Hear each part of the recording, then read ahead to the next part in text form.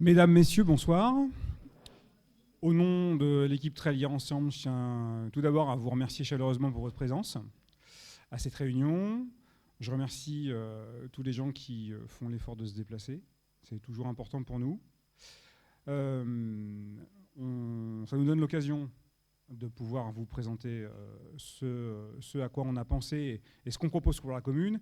Et ça nous donne aussi l'occasion d'écouter ce que les gens ont à dire, ce que la population pense, ce que les citoyens pensent et les besoins qu'ils peuvent exprimer. Je tiens également à revenir sur le premier tour. Les habitants se sont déplacés. Vous vous êtes déplacés très nombreux dimanche dernier, le 2 mars. Plus de 48% pour une partielle, c'est un chiffre jamais atteint en Loire-Atlantique sur une partielle. La préfecture nous l'a confirmé. En général, on est aux alentours de 30, 35, parfois 40%. Là, on est à 48%. Ça signifie deux choses. Cette élection intéresse chaque habitant, contrairement à ce qu'on a entendu chez certains, contrairement à ce que nous indique aussi parfois la presse. Et la deuxième chose, c'est que cette élection a bien un enjeu qui a été compris par les trailiens. Ce n'est pas une élection sans enjeu. 60% des trailiens qui sont venus dimanche veulent que l'équipe en place ne soit pas reconduite. C'est quand même un élément d'appréciation qui est assez fort également.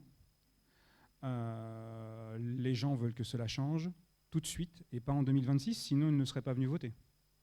Ils attendraient 2026. Or, ils sont venus tout de suite. Donc on peut faire raconter ce qu'on veut à certaines personnes, mais les chiffres sont là. 60% des gens qui se sont exprimés ne veulent plus de cette équipe. C'est une victoire sans doute pour nous. En tout cas, ce n'est pas une victoire au bout de 10 ans de mandat pour l'équipe en place. Ça nous paraît assez net. Notre liste a rassemblé 33% des électeurs qui veulent une nouvelle équipe municipale. Nous sommes arrivés en tête pour réaliser ce changement. Nous pouvons le faire. Il s'agit de convaincre maintenant les 52% de la population qui est électeur sur la commune et qui n'a pas voté de le faire. C'est un gros travail. Il y a peu de jours pour le faire. Ce sont les règles. Ce sont les règles pour tout le monde. Il nous reste quelques jours jusqu'à vendredi soir afin de convaincre les gens de venir voter. Et de venir voter pour nous. La seconde liste qui demande aussi le départ du maire aurait dû se retirer selon nous, on l'a dit, pour atteindre son premier objectif qu'elle avait également fixé. Il s'agissait de mettre un terme au pilotage du maire actuel selon les deux listes qui font concurrence au maire. Aujourd'hui, cette liste se maintient au deuxième tour des élections. Cela en fait un allié objectif du maire actuel. Par le passé, sa tête de liste pouvait faire le choix de rester élu et devenir une autre opposition. Cela n'a pas été le cas. Cette tête de liste nous dit vouloir être réélu aujourd'hui. Je vous avoue que c'est assez difficile à suivre. Pour le second tour, votre voix compte. Voire, j'oserais même dire, elle compte double. Pourquoi ? Parce qu'en fait, ça va se jouer à rien. Ça va sans doute se jouer à pas grand-chose ou à rien. Dans tous les cas de figure, une voix de différence fait qu'on aura une équipe majoritaire qui aura 23 sièges sur 33 pour une voix. Donc les voix comptent énormément. Ça, c'est une lecture qui est juste mathématique, hein, c'est absolument pas une appréciation. Donc, il y a une nécessité que chacun participe à ce deuxième tour. D'une part, pour faire entendre ses valeurs, ses choix et ses idées. Par ailleurs, pour confirmer le choix du changement d'équipe. Enfin, pour faire gagner un an à Trailières. Il faut que Trailières Ensemble, pour cela, gagne et obtienne la majorité des votants. Cette deuxième réunion publique, j'en ai fini avec la lecture rapide du bilan du premier tour. Cette deuxième réunion publique est, vous le savez, un temps fort pour la campagne électorale. C'est un moment privilégié, je vous l'ai dit, pour présenter sous une autre forme notre programme et notre équipe. Nous l'avons déjà fait la semaine dernière, et ce soir, nous allons bien sûr le faire à nouveau, mais en portant un autre regard, pour ne pas redire les mêmes choses. C'est-à-dire que le programme n'a pas changé, mais en l'occurrence, vous êtes peut-être déjà venu la semaine dernière, il s'agit quand même de ne pas vous lasser, et peut-être aussi de vous montrer qu'on a écouté certains éléments, et de continuer à écouter d'autres éléments. Si toutefois vous avez raté la première réunion publique, elle est toujours disponible en ligne sur YouTube, et vous pouvez vous y reporter quand vous aurez quelques instants. Faites-le d'ici dimanche, après ce sera utile, mais moins. Pour commencer cette réunion, je vais d'abord vous dire comment nous avons commencé à travailler pour la commune. Le chemin que nous avons pris, la méthode interne et nos propositions pour mettre en place une gouvernance qui vous implique réellement. Trélière ensemble, c'est une démarche citoyenne, participative et collégiale. Je paraphrase ce que disait Soumaya la semaine passée.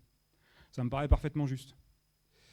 Trélière ensemble, c'est une équipe de 35 personnes, femmes et hommes, qui ont travaillé à la construction d'un projet cohérent, robuste, de gauche et écologiste. Cette réunion va se dérouler en 3 temps. D'abord, la présentation de certains éléments du programme sur lesquels on n'est peut-être pas revenu suffisamment la semaine passée. Des éléments qu'on vous a déjà exposés également. Ce sera fait par l'équipe, une présentation à plusieurs voix.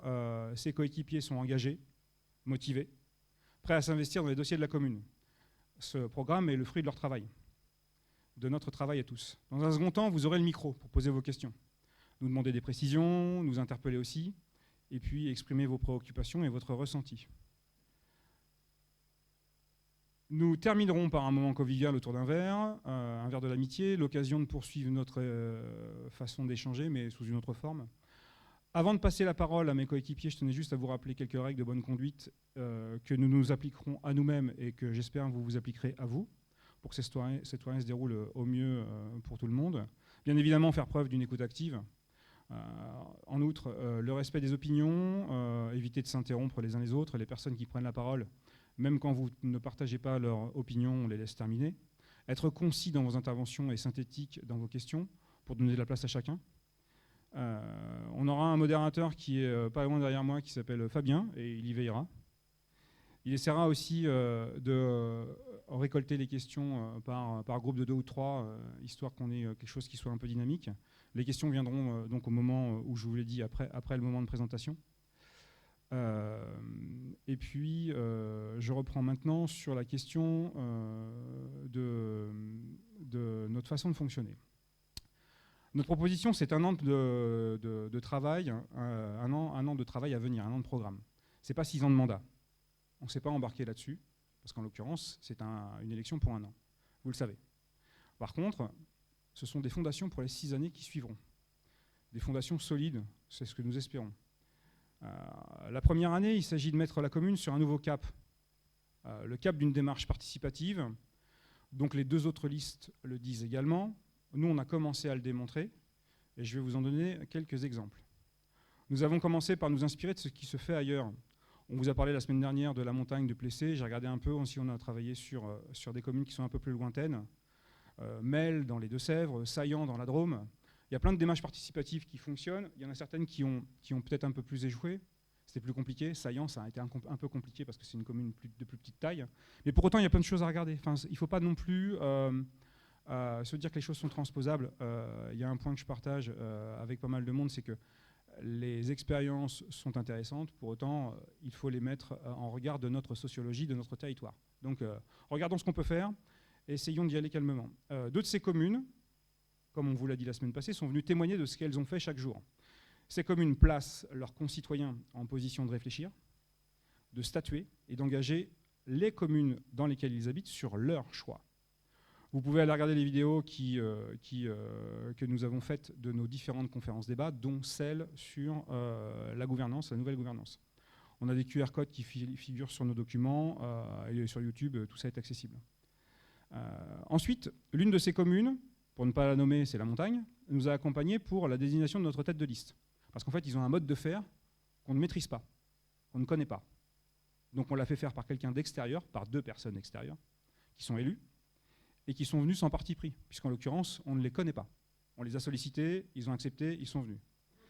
On a fait ce travail-là au cours du mois de janvier, ça a pris 3h30. Les 35 personnes de la liste se sont exprimées. Et in fine, au bout de 3h30, j'ai été désigné par consentement. Personne ne s'est imposé. Le consentement n'est pas un vote. C'est un truc un peu particulier, c'est que chacun s'exprime, et on peut avoir 10 avis différents. Au bout de 3h30, on en a un. Et assez miraculeusement, même si je ne suis pas tellement miracle, assez miraculeusement, on se retrouve avec finalement une décision commune. Et une décision commune unanime. C'est un processus qui est absolument extraordinaire. Moi, je suis resté complètement ébahi là-dessus, j'y croyais pas, et en fait, force de constater que ça marche. C'est un processus qui est fondateur, et nous continuons à travailler le plus possible par consentement. La gouvernance de l'équipe, certes, mais pour le conseil municipal, me direz-vous, qu'est-ce qu'on va faire? Alors, pour nous, ça passe d'abord par un lieu adapté pour recevoir du public, et pas simplement par des tables et des chaises neuves. Vous verrez ça au prochain conseil municipal, il y a des tables et des chaises neuves dans la salle du conseil. Est-ce que pour autant c'est facile pour le public et c'est agréable? C'est un autre sujet. Un conseil municipal, pour nous, doit être filmé, diffusé et visionnable à la demande, n'importe quand, pour y revenir, pour en garder mémoire, pour en débattre. Des questions des citoyens à la fin de chaque conseil municipal sont aussi quelque chose qu'on souhaite expérimenter. Pas simplement parce que ça fait joli, mais parce que ça fonctionne. Plein de communes le font et ça fonctionne très bien. Il ne s'agit pas de prendre 30 questions. Il s'agit d'en tirer au sort, bien évidemment, sous contrôle. On ne va pas les tirer au sort parce que ça nous plaît. Et en même temps, il s'agit de ne pas reprendre les questions identiques de mois en mois. Voilà aussi, deuxième règle un peu normale. Ensuite, la gouvernance, c'est aussi, en termes d'équipe, un choix tout à fait particulier. Nous souhaitons que l'équipe ait des responsabilités de manière large, que les compétences soient réparties et moins monopolisées. 7 ou 8 délégations nous paraissent un bon étiage. 7 ou 8 délégations, c'est 7 ou 8 adjoints. La loi dit 9 pour une commune comme Trélières au maximum. Ça ne nous paraît pas nécessaire d'en avoir 9. Pour autant, ces 6 ou 7 délégations nous permettraient aussi d'adjoindre, entre guillemets, mais au moins de constituer des équipes où il y a des conseillers délégués. Des conseillers délégués, c'est répartir les tâches donc à chaque fois sur 2 ou 3 conseillers délégués. Sachant qu'on part sur 6 ou 7 adjoints, on aura une surface de jeu qui serait de 17-18 personnes. 17-18 personnes sur une équipe majoritaire de 23. Donc ça veut dire qu'on répartit réellement les tâches. On répartit réellement les compétences. Et pour le coup, on délègue réellement. C'est-à-dire que ce n'est pas derrière je te confie une tâche mais à la fin je décide. C'est les personnes sont en décision. On se mettrait dans cette disposition-là. On en a parlé, ça nous convient. Donc en l'occurrence, il s'agit d'impliquer plus large et de déléguer vraiment. Et pour ce faire, nous aurons des maires adjoints et pas des adjoints au maire. Ce n'est pas une nuance, hein. Ce n'est pas un élément de langage. D'abord, c'est légal. Et en plus, c'est une façon de travailler. Voilà ce que nous proposons pour nous-mêmes. La gouvernance, c'est aussi créer des instances de décision constituées de non-élus. Des citoyens volontaires, il y en a. Ce ne sera pas suffisant. Nous pourrons aussi tirer des citoyens au sort sur liste électorale. Il faudra donc être inscrits sur liste électorale. Ces gens pourront bien évidemment décliner, refuser de venir participer à un sujet. On n'ira pas tirer des gens au sort pour discuter. On ira tirer des gens au sort pour parler d'un lieu, d'un projet, d'un enjeu, d'un budget, d'un planning, sans avoir de projet. C'est-à-dire qu'en fait, on mettra en lumière des questions, on mettra en lumière ensuite une volonté d'agir, mais pas un choix, pas un chemin, pas une hypothèse. Donc, ça signifie que les citoyens seront pleinement en possession de cette capacité à construire le projet. Encore une fois, ce n'est pas de la théorie, ça fonctionne. Il ne s'agit pas de piloter toute la commune comme ça, sur tous les sujets, bien évidemment. Il s'agit forcément d'aller chercher des sujets, des lieux, des moments emblématiques pour travailler. C'est donc aussi des budgets à consacrer, des vraies instances, pas des commissions sans pouvoir dénuées de capacité à décider. Il ne s'agit pas de dire on a 30 000 € de budget par an, puis pendant 3 ans, il ne se passe rien et donc le budget n'est pas alloué ni utilisé. C'est ce qu'on a connu ici. Il y a eu 3 années où les budgets des référents de village n'ont pas été utilisés. Alors oui, ce programme pour 1 an, il n'y a pas tout dans ce que je viens de vous dire, bien évidemment. Et de toute façon, on va continuer à en parler là tout de suite. Dans ce programme, il y a bien évidemment des sujets dont on veut vous parler un peu plus en longueur et qui nécessitent un travail au long cours qui dépasse très largement les 1 an. Très largement les 1 an. On peut les mettre en route. Ils ne pourront débuter qu'en 2025. Enfin, ils ne pourront que débuter, en 2025, mais pas nécessairement voir un terme. Je prendrai tout à l'heure 2 exemples. Auparavant, plusieurs membres de l'équipe vont vous présenter certains sujets importants de notre projet. Et donc, pour ce faire, je passe d'abord la parole à Fabien, je pense. Et puis ensuite, je pense que c'est Claire qui va nous parler.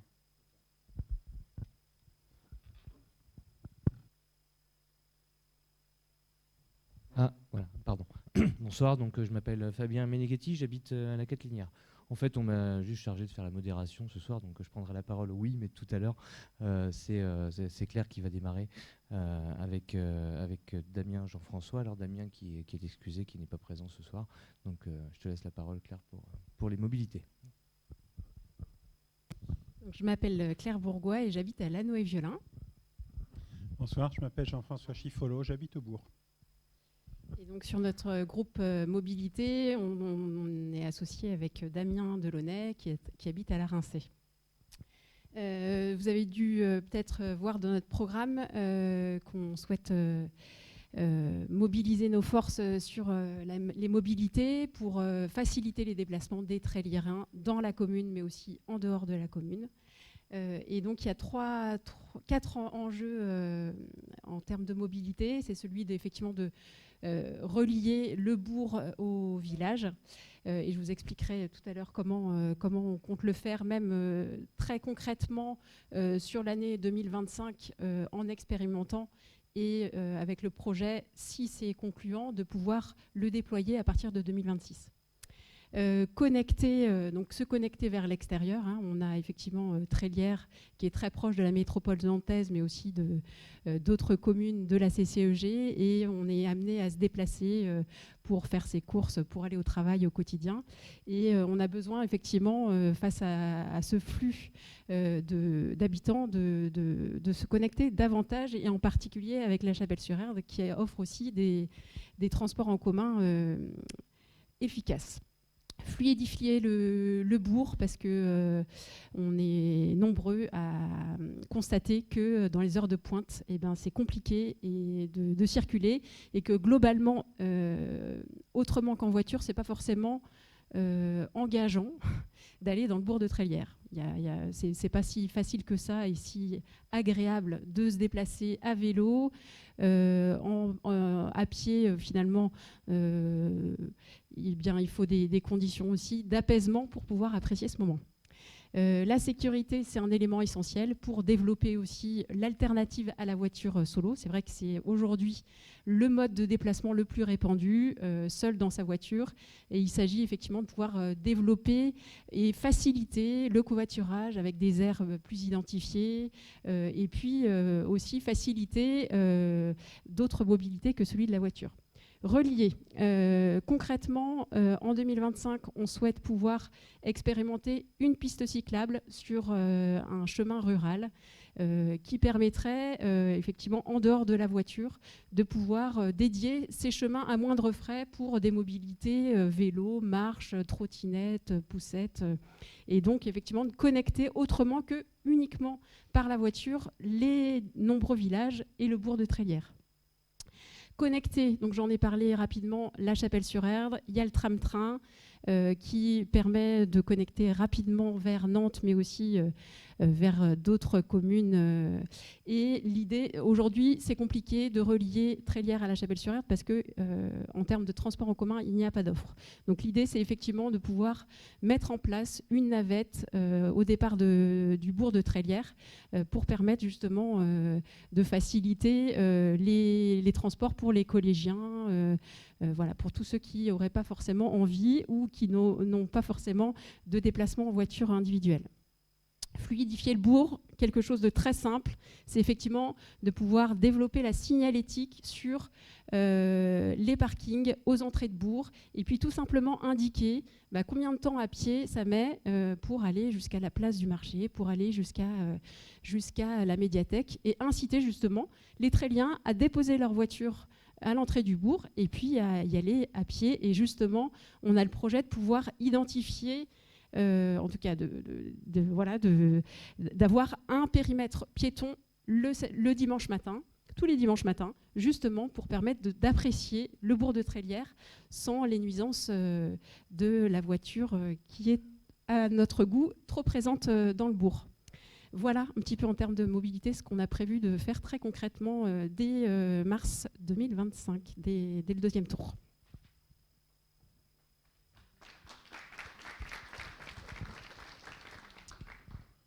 Alors, pour la suite des interventions, vous allez avoir le plaisir d'entendre Mickaël. Bonjour, donc Mickaël Guivarch, Larincey. Alicia Le Breton à Larincey. Je vais présenter aussi les excusés, Lionel Cadreau, Luciana Savary et Bertrand Pinel. Merci. Donc notre but, donc, pour améliorer les échanges et la coordination des associations entre elles et les associations avec la mairie, nous souhaitons mettre en place un outil en ligne permettant de visualiser et réserver les salles municipales, visualiser et réserver le matériel partagé entre les associations, visualiser et déclarer les événements des associations, pour qu'il y ait une vision de tout le monde, et aussi réaliser des démarches administratives si c'est possible, notamment les conventions.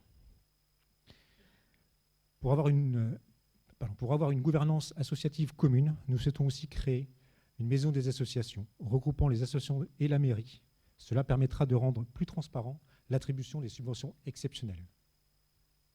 Conjointement avec les associations, nous allons aussi mettre en place une étude de faisabilité et de priorisation pour avoir un état des lieux et ainsi être en mesure de proposer un programme pluriannuel de rénovation des salles, notamment des salles de sport, où on sait que sur certaines salles, en fait, il manque quelques travaux qui ne sont pas si chers que ça pour qu'elles soient praticables toute l'année. Pour le château, nous allons faire appel aux citoyens, aux associations et aux voisins pour construire un projet qui fait sens pour tout le monde. Par exemple, nous étudions la possibilité d'y installer la nouvelle maison des associations, en prévoyant aussi la restauration de la maison à droite pour accueillir un gardien permettant une présence humaine, seule solution pour nous, pour ne pas avoir de dégradation sur ce château-là. Cette proposition sera bien sûr entendue et discutée en amont avec tous les habitants qui souhaitent participer à cette réflexion. Voilà pour les associations.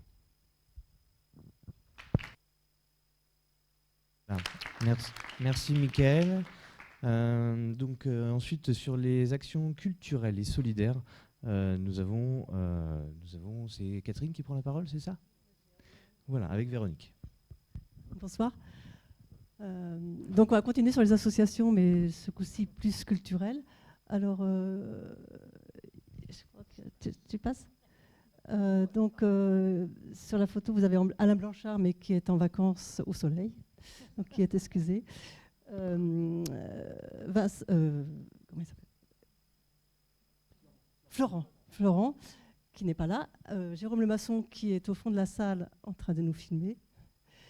Je ne sais plus son prénom. Anne-Marie ? C'est Hélène. Voilà. Donc oui, à Trélières, donc les associations culturelles sont nombreuses et recouvrent tous les domaines, la musique, la danse, le chant, la peinture, le dessin, le théâtre, des associations de jeux et beaucoup d'autres choses encore. Ces associations et la culture en général méritent d'être reconnues et mieux considérées. Comment ? En améliorant les conditions d'accueil. Voilà, nous nous engageons à faire un état des lieux précis sur les équipements culturels existants que sont la salle Simone de Beauvoir, la médiathèque, le théâtre de verdure, etc.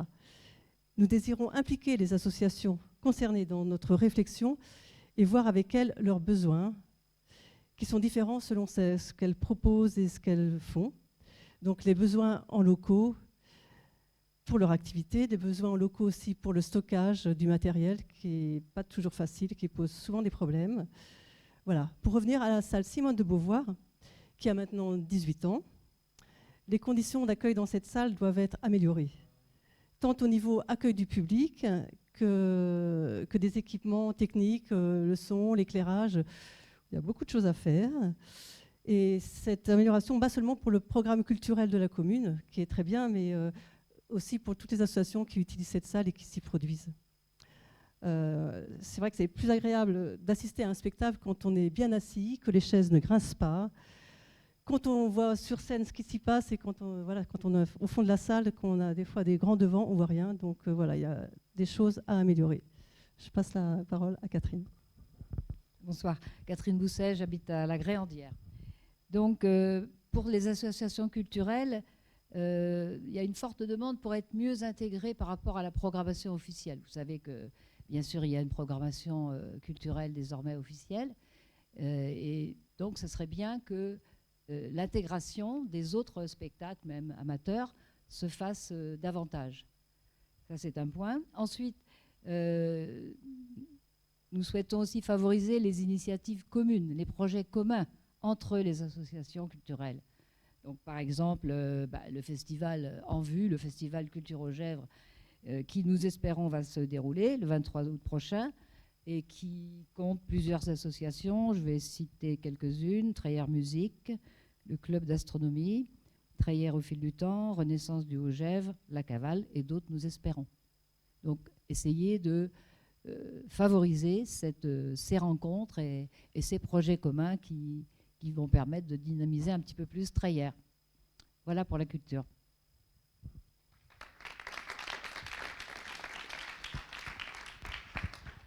Merci beaucoup. Ensuite, pour le sujet suivant, je vais me laisser la parole. Et pour cela, je ne vais pas être tout seul. Je vais normalement être accompagné par Janine, qui doit se trouver ici. Voilà. Et donc, on excusera Erwan, que vous voyez en photo ici, qui habite Virlou, et Estelle, qui habite le Pigeon Blanc. Je te laisse te présenter, Janine. Janine Remoué, moi j'habite le Bourg. Sur le volet enfance, jeunesse, éducation, nous avons mis 3 priorités, à la fois les besoins d'accueil, la végétalisation et les tarifications. Ces sujets viennent à cet endroit parce que ce sont des sujets qui sont centraux pour la commune, notamment tout ce qui est besoin d'accueil des familles. En fait, il ne s'agit pas forcément de construire des accueils, mais simplement de s'adapter à ces besoins. Alors, pour pouvoir s'adapter aux besoins, il faut avoir une étude précise, fine et analytique de la démographie de Treillère, et notamment la démographie des plus jeunes et des plus petits. Donc, en ce qui concerne l'évolution, dans les années 80, on avait un taux de variation qui était de l'ordre de 3% au niveau de la population. En 2021 et sur les années qui ont précédé, on est tombé à 2,7%. Donc, ce qui veut dire que Treillère est une ville attractive où on a une augmentation de la population qui a été forte, notamment sur ces dernières années. Parallèlement à ça, le nombre de naissances était de l'ordre de 115 par an dans les années entre 2014 et 2018, pardon. Ensuite, il a augmenté de l'ordre de 125 à 130 naissances par an. C'est alors poser la question de la construction d'un nouveau groupe scolaire qui figurait dans le programme de certaines équipes qui se sont présentées au municipal de 2020, si vous en souvenez. Et depuis 2023, on subit une forte baisse de la natalité, du nombre de naissances, avec 92 naissances pour la dernière année 2023 qui a été recensée.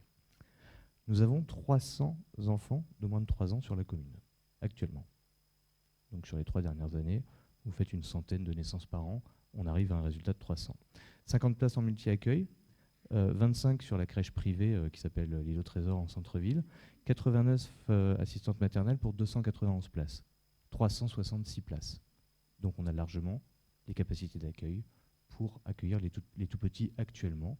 Et des assistantes maternelles nous ont d'ailleurs fait remonter le fait que construire une nouvelle structure ou développer l'offre actuelle pourrait mettre en danger leur travail. Évidemment, nous n'avons pas vocation à supprimer les emplois sur le territoire et donc on n'a pas pour projet pour le moment d'étendre ce type de structure. Par contre, et ce sera développé tout à l'heure, il y a un sujet sur lequel on veut travailler, qui est le sujet du développement du nombre de logements sur la commune pour conserver un dynamisme. Donc cette analyse-là que je viens de vous livrer, évidemment, il faudra qu'on la poursuive et qu'on l'anticipe pour pouvoir permettre l'accueil des petits, des tout petits et puis des moins petits sur la commune de manière efficace et facilitée pour les familles. Deuxième sujet, la végétalisation des cours d'école. Bon, tout le monde le sait, en période de canicule, il fait chaud, hein, ça, c'est pas une surprise. Sauf qu'on a des bâtiments scolaires et des structures qui ne sont pas du tout adaptés à ces périodes de forte chaleur. Pour faire simple, on met des baies vitrées de 2,50 m devant un enrobé noir. Quand il fait 32 degrés dehors, je vous invite à faire le test. Si vous mettez derrière une vitre, en fait, vous vous trouvez dans un four solaire. Donc on met nos enfants dans les écoles, dans ces situations. Donc aujourd'hui, végétaliser les cours d'école, c'est pas simplement une lubie, c'est tout simplement une nécessité. Voilà, nécessité parce que nos enfants ont besoin de se protéger quand ils sortent en récréation, plutôt que d'être sur un enrobé qui est noir. Hein. Encore une fois, je vous invite à essayer, tout mettre sur un parking de supermarché en pleine canicule. Je pense que tout le monde l'a vécu. C'est ce qu'on leur fait vivre pendant les 2 heures de pause qu'ils ont le midi, tous les jours. Voilà. Donc cette fraîcheur est absolument nécessaire. Ensuite, si on prend une cour d'école classique et qu'on observe les interactions sociales qui peuvent se dérouler à l'intérieur de cette cour d'école, on observe qu'il y a 80% de l'espace occupé par 5% des élèves qui jouent sur le terrain, entre guillemets. Voilà. Là où je veux en venir, alors il ne s'agit pas de supprimer tous les terrains de toutes les cours d'école, évidemment. Simplement, là où je veux en venir, c'est que quand on végétalise une cour d'école, on modifie les interactions sociales qui peuvent se dérouler à l'intérieur de cette cour. Et ces interactions-là, elles ont été très, très étudiées, elles sont très documentées. Vous pouvez consulter les documents sur la Direction générale de l'enseignement scolaire a fait plusieurs rapports, ce genre de choses. On observe des effets. Les effets, c'est quoi? C'est une amélioration du climat scolaire, une amélioration de l'égalité filles-garçons, une prévention du harcèlement. En gros, on arrête la guerre des boutons dans la cour, quoi. Ou en tout cas, on la prévient, on la diminue. Donc notre objectif, il est là. Alors maintenant, il y a le coût. Le coût, combien ça coûte? Combien ça coûte? On a une idée de combien ça coûte, parce que on n'est pas les premiers à avoir cette idée. Hein, vous imaginez bien, tout le monde en a entendu parler. Ça se fait autour de nous, ça se fait à Nantes, ça se fait dans les collèges du département. Voilà. Et donc, en gros, si on veut faire quelque chose de correct pour la taille des cours d'école qu'on a, ça va nous coûter environ 25 000 €. Si on veut faire quelque chose de fantastique sur une très grande cour d'école, on va être de l'ordre de 50 000 €. Donc, on y tient et on le fera, tout simplement. Dernier sujet, la tarification. Donc, la tarification, un constat. En gros, à Trélières, il y a 28 000 € par unité de consommation, voilà, donc par an. Depuis la tarification solidaire, ce qui s'est passé, c'est qu'en fait, il y a eu un sentiment d'injustice de la part des Tréliérains. Pourquoi? Parce qu'on a globalement des revenus qui sont relativement élevés, et donc le tarif est passé, pour ceux qui sont les plus aisés, de 4,70 € à 6,80 €. Ce qui fait, pour une semaine, 27 € par semaine pour les familles qui appartiennent à la tranche la plus aisée. Alors, la tarification à 1 €, évidemment, on ne la remet pas en cause. On a un taux de pauvreté qui est de l'ordre de 5% sur la commune, et donc ce taux de pauvreté fait que les familles qui en ont besoin, évidemment, doivent pouvoir bénéficier de ce tarif. Il n'y a pas de débat. Simplement, tarif à 1 €, il faut savoir que l'État met 3 € derrière. Donc en fait, sur la tarification, la commune ne perd pas d'argent là-dessus. Donc on dit simplement qu'il faut peut-être réétudier les tranches pour avoir un sentiment d'injustice moins fort pour les familles et que la facture soit un petit peu moins lourde. Et donc là encore, on pense que c'est une nécessité, on a eu ces retours, et donc on le fera. Voilà, j'en ai terminé. Je vous remercie. Et je cède la parole à Soumaya pour l'économie du territoire.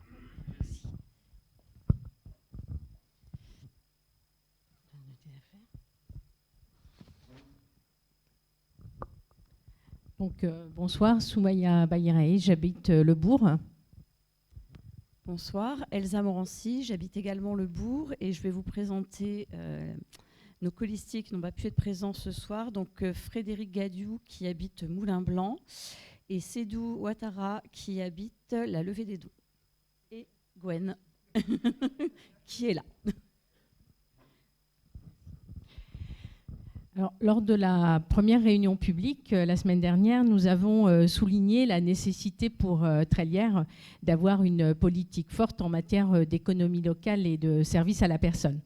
Ce soir, je veux élargir ma présentation plutôt à la politique de développement économique qui englobe à la fois une dimension intercommunale avec la communauté de communes d'Erdre et Gèvres et une dimension communale. Certains pourront dire qu'il s'agit là d'une compétence propre à la CCEG, donc à la communauté de communes, et que les communes en subissent malgré elles les décisions. Ce n'est pas du tout le discours que je tiendrai devant vous, puisque nous, la liste Trélière Ensemble, considérons que la commune a toute sa place dans la mise en œuvre de la politique de développement économique et qu'elle doit être complémentaire à la communauté de communes. Vous le savez, la CCEG, donc la communauté de communes, finance la création, l'aménagement et la commercialisation des zones d'activité. Les parcs d'activité de Ragon et de Belle-Étoile en sont des illustrations concrètes. La communauté de communes accompagne aussi l'entrepreneuriat, le développement des filières émergentes, comme celle de l'éco-construction, s'investit aussi dans la promotion du territoire et bien d'autres actions encore. C'est très bien et il faut que cela continue. C'est dans l'intérêt de notre territoire et aussi de la commune de Trélière. En parallèle, la commune a toute légitimité à s'impliquer dans ces projets, à se faire à la fois le relais des demandes et des besoins des entreprises. Et quand je dis entreprises, j'entends par là les artisans, les commerçants, les agriculteurs, les entrepreneurs, les professionnels de santé. Voilà, c'est vraiment tous les professionnels. Donc la commune, elle est à la fois le relais des demandes de ces professionnels et à la fois un levier pour mobiliser nos professionnels pour qu'ils participent aux actions que la CCEG engage. Pour ce qui concerne la commercialisation des zones d'activité, notre liste Trélière Ensemble demandera à être présente dans tous les comités d'attribution des terrains pour nous assurer que les entreprises qui s'installeront dans ces zones d'activité, ne viendront pas vider ou tout du moins impacter négativement la vie du bourg. Pour ce qui concerne les compétences qui relèvent du coup de la commune, je souhaiterais évoquer 3 sujets. Le premier, c'est le dynamisme commercial du bourg. Le second sujet, c'est le développement des tiers-lieux et je finirai par l'animation économique. S'agissant du dynamisme commercial du bourg, nous sommes persuadés que l'action de la commune, elle est déterminante. Pourquoi ? Parce que c'est ce qui nous permettra de discuter avec les opérateurs, avec les promoteurs, pour s'assurer de la programmation de cellules pour l'accueil d'activités de proximité. L'action de la commune, elle sera également déterminante parce qu'on veillera à ce que l'aménagement de ces rez-de-chaussée actifs soit bien adapté aux exigences d'exploitation des futurs professionnels, qu'ils soient commerçants ou artisans. Notre action sera déterminante dans la négociation du montant des loyers, parce qu'effectivement, avoir une variété de loyers, ça permet aussi de diversifier les activités que l'on accueille.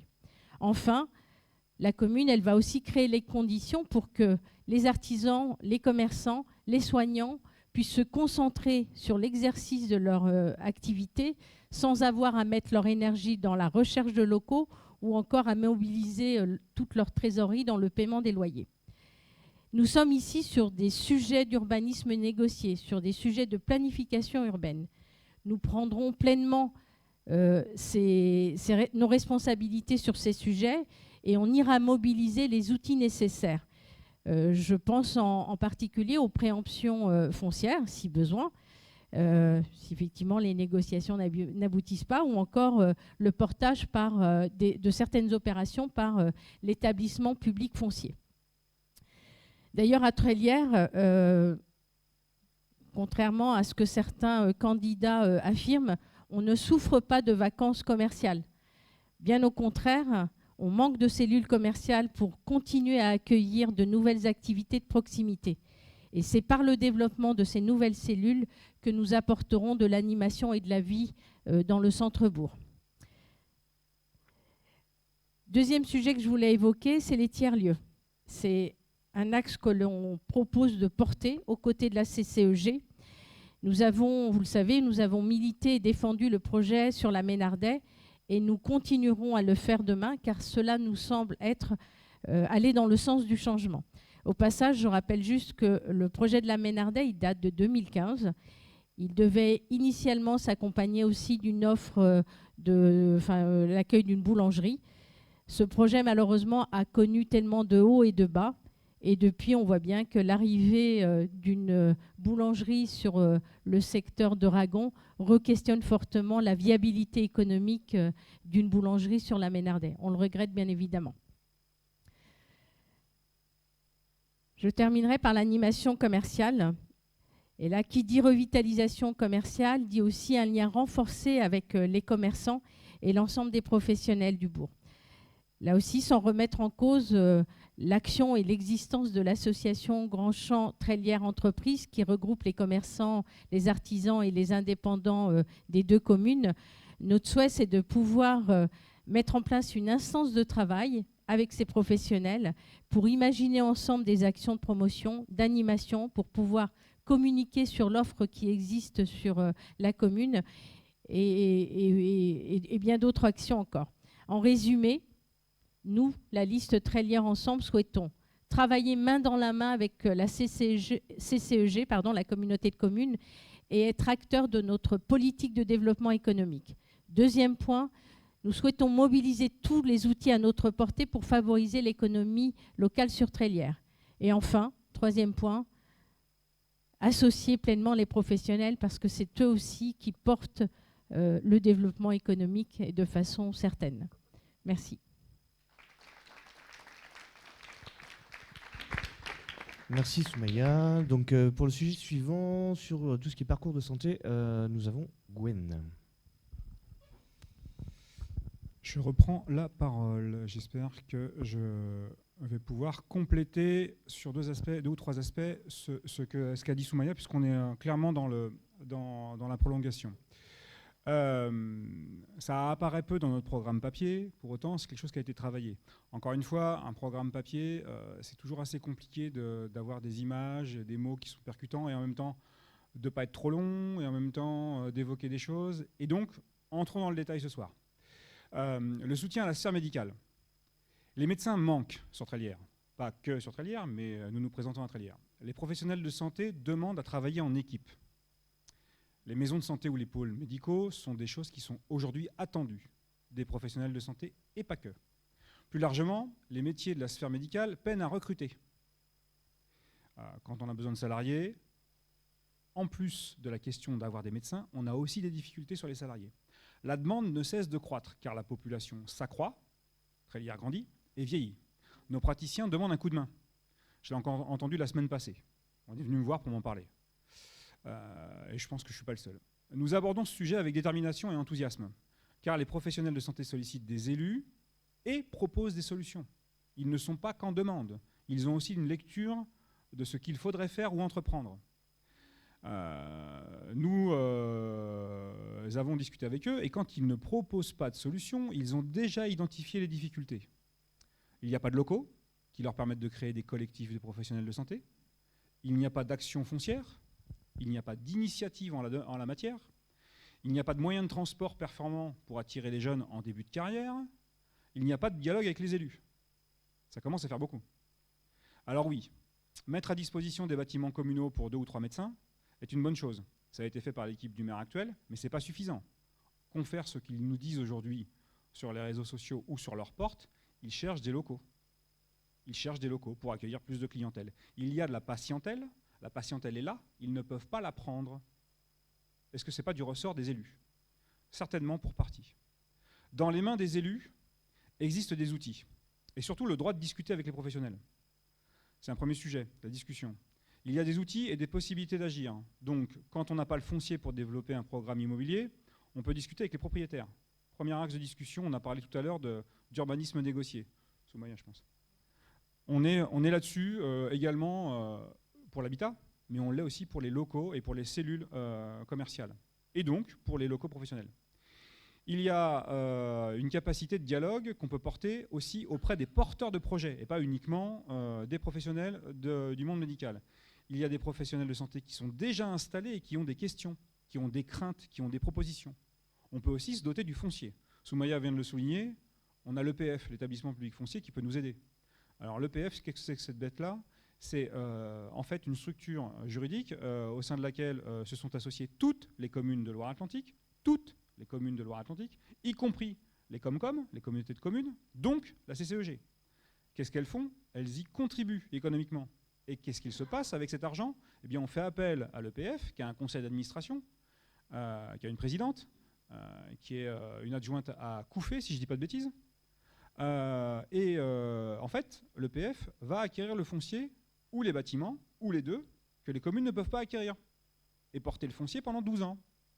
Pendant ce temps-là, qu'est-ce qu'on fait? On développe un programme immobilier, on vend les cellules commerciales, on les loue, peu importe, et donc, in fine, quand il s'agit de rembourser, eh ben on a déjà trouvé des acquéreurs. Donc le portage économique, c'est ça. Donc on fait appel à l'EPF. Et la commune de Grandchamp l'a fait, et ce n'est pas la seule. Nous, Trélières, on ne l'a pas fait. Donc aujourd'hui, on peut se dire, de l'argent, si on n'en a pas, on peut trouver cette solution-là. On peut aussi mobiliser le budget communal. C'est un choix politique. C'est un choix politique. On peut mobiliser de l'argent, il y en a, on ne le mettra pas sur autre chose. C'est un arbitrage. Il faut savoir ce qu'on veut faire. On n'est donc pas démunis. Et on se dit aussi qu'il y a des marges de manœuvre dans un budget communal. Il y a des choses qui sont faites et d'autres pas. Bon, bah très bien, ok, parlons-en. Qu'est-ce qu'on souhaite faire? Il y a donc des arbitrages à avoir et on peut les faire avec les habitants, les arbitrages. C'est plutôt une bonne idée. Et donc, on peut aussi penser à une troisième solution qui est le montage un peu complexe, enfin, en fait pas si complexe que ça, c'est finalement des montages à plusieurs partenaires. On peut avoir ici un bailleur social, on peut avoir le département, on peut avoir une commune, on peut avoir aussi des porteurs de projets privés qui s'associent pour porter un projet en entier. On peut avoir la commune qui apporte le foncier et qui minore le prix du foncier. Elle l'achète 100, elle le vend 80. Elle amène donc 20 au pot. On peut penser à des solutions. Il faut juste un peu se creuser les méninges et puis regarder ce que font les autres, parce qu'en général, il y a des bonnes idées un peu partout. Le foncier, c'est aussi la capacité, Soumaya en a parlé, d'utiliser le droit de préemption. Alors, cette bestiole-là aussi est une bestiole qui n'est pas à craindre. Pourquoi? Parce qu'en fait, on ne dépossède personne. Ce n'est pas une expropriation. C'est se mettre entre le vendeur et l'acquéreur. Et se mettre entre le vendeur et l'acquéreur pour prendre le bien au prix voulu. Donc on ne dépossède personne. On est juste en train de s'interposer pour faire valoir quoi? L'intérêt général. On est là-dessus. Donc, nous, ce qu'on dit, c'est laisser faire, rester spectateur, c'est ne pas infléchir et ne pas orienter les projets. On pense que le rôle d'une commune, le rôle d'une collectivité, c'est d'infléchir et d'orienter les projets. C'est le travail de défendre l'intérêt général que nous souhaitons faire. Aujourd'hui, ne pas avoir un pédiatre quand on est 11 000 habitants, ne pas avoir un cardiologue, sauf quand il est dans une zone d'activité, je suis navré, hein, un cardiologue c'est super, hein, mais dans une zone d'activité, pardon quoi, c'est pas le lieu. Donc ça, on pourrait discuter aussi. L'arrivée du cardiologue, c'est faite. On est d'accord, elle aurait pu se faire ailleurs. On aurait pu en discuter. Dans une zone d'activité, c'est pas le lieu. Je suis navré. Encore une fois, c'est une question de déplacement, c'est une question de réflexion. Et à la Belle Étoile, on a donc ce cardiologue et on a des kinés qui sont à Aragon. Ok, super. Des kinés qui sont à Aragon. Est-ce que ça aussi, c'est un truc qui est judicieux? Sincèrement. Moi, je souhaite qu'on puisse se poser la question et qu'on puisse se dire à la fin, peut-être, oui, c'est judicieux, mais au moins qu'on se pose la question. Et je pense qu'on ne se l'est pas posé. Donc, la question de la localisation est nécessaire. S'impliquer pour que la pharmacie qui est en face du cordonnier, qui est à côté de la mairie, puisse avoir du personnel, c'est aussi le rôle des élus. Comment ça? En fait, la pharmacienne nous dit « je ne peux pas recruter parce que je n'ai pas de moyens de déplacement efficace. Quand je ferme le soir, les salariés que j'embauche, il faut qu'ils aient une voiture. Sinon, ils ne rentrent pas chez eux. Donc, deux options. Soit on trouve du logement pour ces personnes-là et elles viennent s'installer sur Trélières. On a réglé le problème du déplacement. D'accord? Et c'est un truc qu'on peut faire. On va parler de logement. Soit on se bat pour que les cadencements, les fréquences, les lignes de transport en commun soient un peu différentes. Mais dans tous les cas de figure, ça relève de l'intervention des élus. Donc, jusqu'ici, les programmes immobiliers sur le renouvellement urbain, on a laissé faire et on sait où on en est. La chaîne médicale manque cruellement sur le territoire et pour attirer, c'est compliqué. Et les professionnels de santé veulent travailler en équipe car c'est rassurant et robuste. C'est proposer une action de qualité en matière de santé. C'est proposer donc des soins de qualité et une continuité médicale forte entre les spécialités.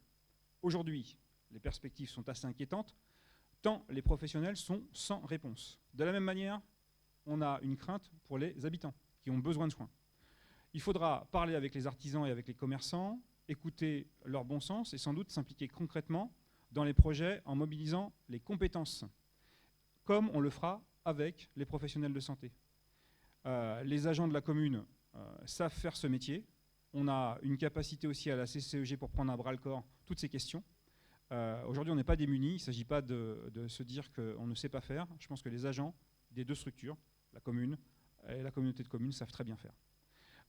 Sur les questions de soins, la commune devra aussi réfléchir à une question qui est souvent oubliée, la question de la santé mentale. On a découvert, peut-être tardivement, peut-être de manière opportune, qu'avec le Covid, on avait des soucis sur la santé mentale, des soucis graves chez les jeunes et pas que chez les jeunes. Or, c'est pris en charge nulle part. Une commune de 11 000 habitants n'a peut-être pas besoin d'avoir une structure de soins dans ce domaine-là qui soit complète, mais pour autant qu'on ait au moins un début de prise en charge, qu'on ait une capacité à faire les urgences. Donc on a du travail, oui, on a du travail. Et on va s'y atteler avec les professionnels de santé et les citoyens le plus tôt possible. Et puis, je reviendrai tout à l'heure sur un autre sujet, mais voilà, la question de la santé, voilà comment nous on l'envisage.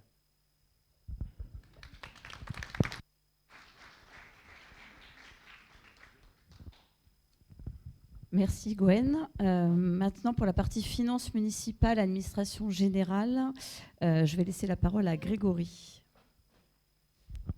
Merci Elsa. Bonsoir à toutes et à tous.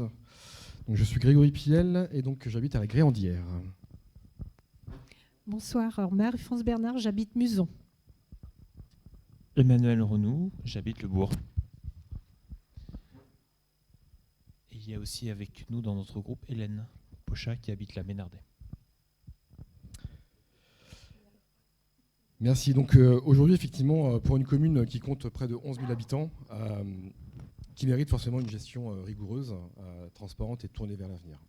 Là, je pense qu'on peut tous et toutes être d'accord sur le sujet. Aujourd'hui, nous devons faire face à des défis et des enjeux qui sont des enjeux budgétaires, mais aussi avec des exigences croissantes de clarté et de participation citoyenne. Alors je le dis avec autant de vigilance et avec mes collègues qui sont autour de moi. Et à ce fait, ce qu'on souhaite aujourd'hui, effectivement, c'est d'avoir une vision très claire. Et la première action qu'on aura engagée, c'est un audit. Voilà. Un audit financier qui sera complet, et qui sera notamment complet, mais aussi avec un organisme indépendant et neutre. Alors ce travail est prévu pour 2025. Excusez-moi, elle devra nous donner effectivement une vision précise de l'état des finances. Alors nous voulons effectivement y voir beaucoup plus clair sur le budget, et notamment sur le budget de fonctionnement. Aujourd'hui, c'est 10 millions de charges annuelles, dont énormément de dépenses externalisées. Alors, ce que j'appelle, et ce qu'on appelle les dépenses externalisées, ce sont les sous-traitances. Et je donne là les prestations de services qui sont passées de 1 million d'euros en 2020 à 1,5 million en 2024, plus de 50% sur une commune de 11 000 habitants. Les fluides, également l'énergie, l'eau, l'énergie, qui sont aussi des budgets importants. Et on passe entre 2020 et 2024 à plus de 50% aussi, de 250 000 euros, excusez-moi, à 370 000 euros. Je m'arrête là pour les chiffres parce qu'on pourrait avoir une litanie, on pourrait parler de l'ensemble des chiffres. Donc nous, ce que nous pensons aujourd'hui, c'est qu'il faut vraiment s'inscrire dans une démarche volontarisme d'optimisation budgétaire en réinterrogeant les pratiques et notamment sur les priorités des dépenses. Alors cet audit devra aussi nous proposer des alternatives. L'idée, c'est peut-on se passer de certaines choses? Peut-on renoncer? Pouvons-nous réinternaliser certaines dépenses avec l'appui des services plutôt que d'externaliser et donc de dégager des pistes d'économie qui auront forcément des impacts sur les habitants, donc vous. Ensuite, une fois que cela sera clair, que l'idée sera partagée avec les habitants, que les choses seront bien expliquées, vous serez forcément associé au choix budgétaire. Et là, c'est aujourd'hui aussi un des enjeux de travailler ensemble dans cette volonté de concertation. Sur les investissements, nous serons plus que vigilants. Nous devons avoir la même clarté sur les marges de manœuvre possibles et quelle alternative possible. Nous pouvons lancer effectivement des contrats pluriannuels, source d'économie, à la place d'avoir des contrats que l'on renouvelle tous les ans. Bref, avoir une alternative à vous proposer, vous habitants. Alors on ne s'interdit pas effectivement, le lapsus n'est pas révélateur, on n'interdit pas le recours à une concertation pour arbitrer les priorités, et notamment les priorités d'investissement où on aurait décelé des marges de manœuvre fines, voire impossibles. C'est-à-dire qu'aujourd'hui, sur un budget d'investissement fort, on pourrait interroger et vous interroger pour prendre les grandes priorités majeures de la collectivité. Autre point significatif, et là je pense que c'est important, et soit bien clair qu'on puisse vous l'exprimer, c'est que nous ne voulons pas augmenter les impôts. Alors les arbitrages budgétaires se feront avec cet engagement fort et assumé. Le levier principal, et je me tourne effectivement vers mes collègues, c'est une maîtrise des dépenses, sans avoir recours à la fiscalité et sans augmenter les recettes des services à la population. Et je rajoute que nous avons un contexte international, avec forcément une vision nationale par la suite, qui dans les quelques mois, quelques années à venir, vont nous forcer à devoir se réinventer et être vigilants. Donc clarté, transparence et responsabilité, c'est exactement ce qui va nous animer pour partager avec vous les conclusions de cet audit et les perspectives de cet audit. Vers quel sens, vers où on va. Et donc c'est encore là que l'engagement de Trélière Ensemble prend tout son sens. Nous voulons donc une gestion transparente des finances publiques, accessible à toutes et à tous, partagée avec l'ensemble des élus sur chaque thématique. Nous proposons d'associer le ou les groupes minoritaires au conseil municipal sur l'ensemble des décisions budgétaires. Parce qu'une bonne gestion, ce n'est pas une affaire de conviction partisane, mais une responsabilité collective. Ainsi, chaque euro dépensé sera justifié, chaque projet devra s'inscrire dans une dimension d'anticipation, car gouverner, c'est prévoir. Refaire la place de liberté, tout casser en quelques années, alors que on voit bien les coûts que ça peut engendrer, ce n'est pas possible, ce n'est plus possible, clairement pas acceptable, avec les contextes que j'ai pu vous exprimer jusqu'à présent. Ainsi, nous mettrons en place une communication claire sur l'utilisation des deniers publics et nous encouragerons la participation des citoyens aux instances consultatives. Enfin, et j'en terminerai là avec mes propos, sur une gestion efficace qui repose aussi sur une collaboration dynamique et de confiance avec les services de la ville, et nous l'avons déjà exprimé. Depuis 2020, il y a un renouvellement important des agents municipaux. Nous voulons renforcer le dialogue avec les agents. Il faut être convaincu que ce sont eux qui, de par leurs compétences et leur expertise, assurent le bon fonctionnement de notre commune. En leur faisant confiance et leur donnant des objectifs clairs, comme j'ai pu vous l'exprimer sur la partie budgétaire, en valorisant leur travail, nous construirons ensemble un projet municipal qui sera forcément renouvelé, porteur de sens et adapté aux principes de réalité de notre territoire. Donc en fait, Trélière Ensemble, c'est l'engagement d'une gestion responsable, du bien commun, en toute transparence, empreint d'exemplarité et d'exemplarité. Merci.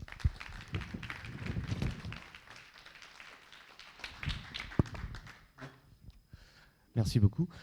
Pour le sujet suivant, donc, qui va traiter du logement et du cadre de vie pour tous, on va laisser la parole à Olivier, ainsi que quelques-uns qui vont l'accompagner. Elena, qui n'est pas présente, Vincent, Marie-Christine.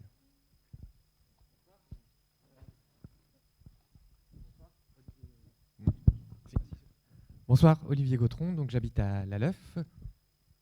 Marie-Christine Grousson, j'habite Le Bourg. Bonsoir, Vincent Coisy, j'habite à la Ménardet.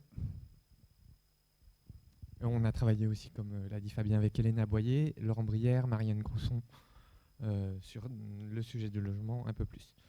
Je vais vous parler du logement et de l'habitat pour tous. La CCEG a produit un diagnostic sur l'habitat fin 2023, et ce qui a fait ressortir un cruel manque de diversité d'habitat sur le territoire, parce qu'il est seulement composé, seulement en grande majorité, très très grande majorité, de logements trop grands et chers surtout. Donc il en a découlé un plan local de l'habitat qui a été discuté avec chacune des communes de la CCEG, discuté, présenté, et chacune des communes l'a voté et arrêté à la fin de l'année 2024. Donc ce programme de l'habitat, nous on souhaite le mettre en œuvre de manière enthousiaste, et parce qu'il est ambitieux, mais il prend aussi en compte les problématiques réelles actuelles, et donc il est nécessaire notamment à Trélière. Donc il faut diversifier les types de logements, parce qu'à Trélière, c'est une commune où on veut venir s'installer, mais c'est aussi une commune où on ne peut pas rester, suivant les différentes étapes de la vie. Pour un jeune, par exemple, qui prend son indépendance, il n'y a rien sur le marché. Pour les jeunes couples qui veulent s'installer aussi, et Fabien en a parlé tout à l'heure, c'est une perspective assez dramatique pour la vie de la commune, la vie économique, pour nos écoles, pour nos équipements, pour nos assistantes maternelles et les différents modes de garde. Aussi pour les personnes âgées, pour qui la maison est devenue trop grande et qui ne peut plus en assumer l'entretien. Il y a aussi des séparations de couples en milieu d'année scolaire qui ne peuvent pas se reloger sur Trélières. Donc ça veut dire qu'il faut produire des nouveaux logements, mais il faut maîtriser cette production. C'est pour ça qu'avec vous, nous serons attentifs à ce que le développement se fasse dans le respect et la préservation de nos terres et paysages ruraux, de l'esprit des villages que nous habitons et des paysages naturels qui nous entourent. Fort de toutes nos expériences professionnelles dans la construction, nous saurons négocier avec les aménageurs et les promoteurs pour orienter vers des projets qui prennent en compte votre intérêt, comme a pu l'expliquer Soumaya aussi, pour développer des cellules commerciales dont nous avons besoin. Par exemple, nous ferions également à ce que des jardins partagés soient présents au cœur des projets d'habitat collectif en ville. Et pour décider de ce développement, il faut s'impliquer et suivre le marché foncier sur Trélières. C'est là que la commune a une réelle capacité à agir en utilisant les outils juridiques, l'EPF, comme a pu l'expliquer Gwen tout à l'heure, pour le logement, mais ça peut être aussi pour le commerce et la vie économique. Il y a aussi la SAFER pour l'installation de jeunes agriculteurs. Gwen en reparlera un peu plus tard. Nous poursuivrons et améliorerons les collaborations engagées avec ces acteurs, comme ils le font déjà dans les communes voisines, à Grandchamp-des-Fontaines par exemple. Nous mettrons également tous ces outils à profit pour améliorer notre quotidien et notre cadre de vie commun, en créant et imaginant avec vous des lieux conviviaux, accessibles à tous, ou encore des aires de jeu et de village, au cœur des villages, pour se rencontrer, se retrouver, partager de bons moments et créer une vie commune où on puisse échanger ensemble. Donc dimanche, avec votre soutien, et demain avec vous, nous pouvons ensemble prendre le chemin pour faire de Trélières un lieu pour mieux vivre ensemble. On a un lieu aménagement durable, maîtrisé, bien-être et écoute des habitants, et logement raisonnable et inclusif. Merci.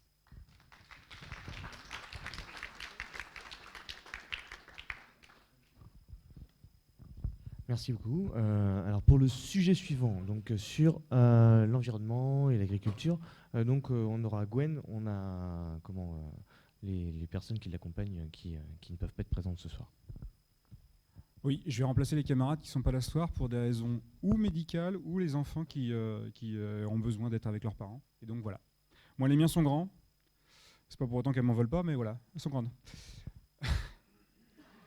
Je vais vous parler de deux sujets qui sont intimement liés, mais qui sont deux sujets.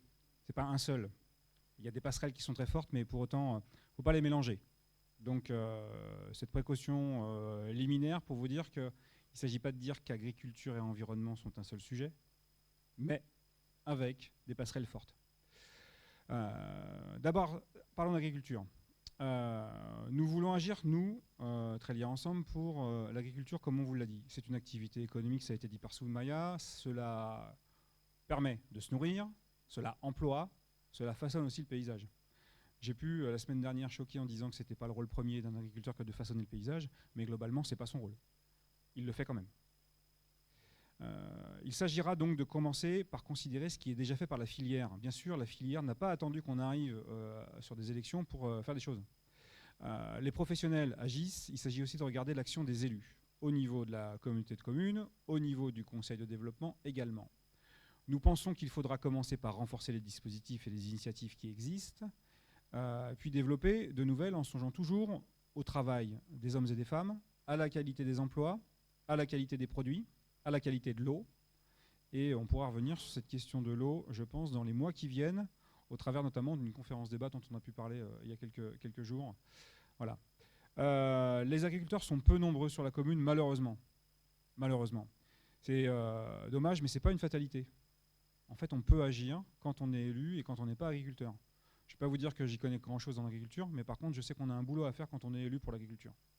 La commune peut agir pour les aider à s'implanter, pour avoir des débouchés également, pour vivre de leur métier, et puis le cas échéant, quand ça arrive, pour transmettre leur exploitation. La commune peut agir à ces différents moments. Le travail avec la profession n'est pas suffisant aujourd'hui sur la commune. La CCEG s'en est saisie du sujet, la commune vraiment moins. Les représentants de la profession me l'ont dit personnellement, et notamment dimanche, lors des élections. On attend la commune, et on ne la voit pas venir. Les liens avec la Chambre d'agriculture doivent être plus fréquents, c'est évident là aussi. Les communes limitrophes ont fait le choix de s'impliquer sur le foncier agricole. On l'a dit, Grand-Champ l'a fait. Grand-Champ, c'est la commune d'à côté. Orvault l'a fait. Orvault, c'est l'autre commune qui agit. Nous, on peut le faire.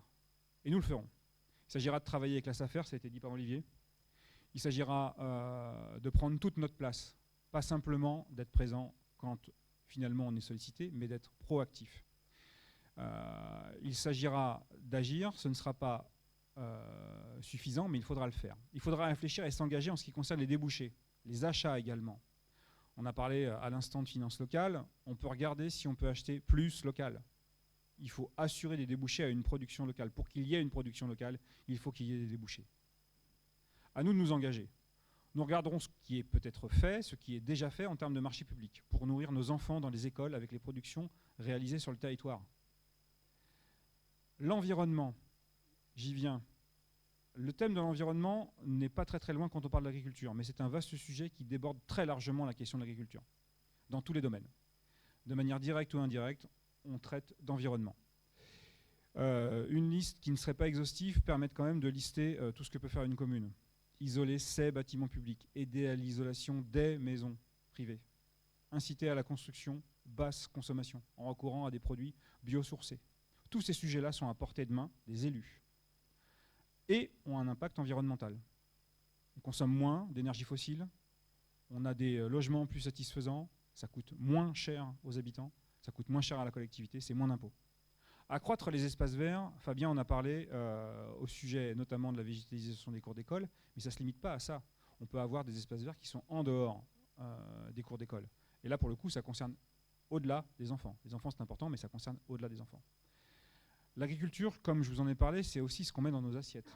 C'est l'eau qu'on boit, c'est la gestion des déchets qu'on produit, c'est l'air qu'on respire. Tous les domaines de notre vie sont concernés par l'environnement. La commune peut agir, et peut agir plus significativement qu'aujourd'hui.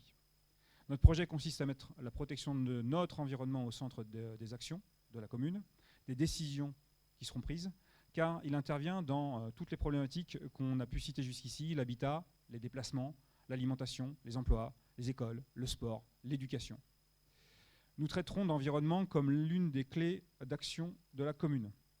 Chaque délégation, comme l'aménagement du territoire bien sûr, la vie associative, mais c'est surtout un axe transversal, la question de l'environnement. En fait, on peut regarder la question de l'environnement au travers d'autres sujets. Et c'est ce que nous comptons faire. C'est comme ça que nous comptons en parler et traiter le sujet.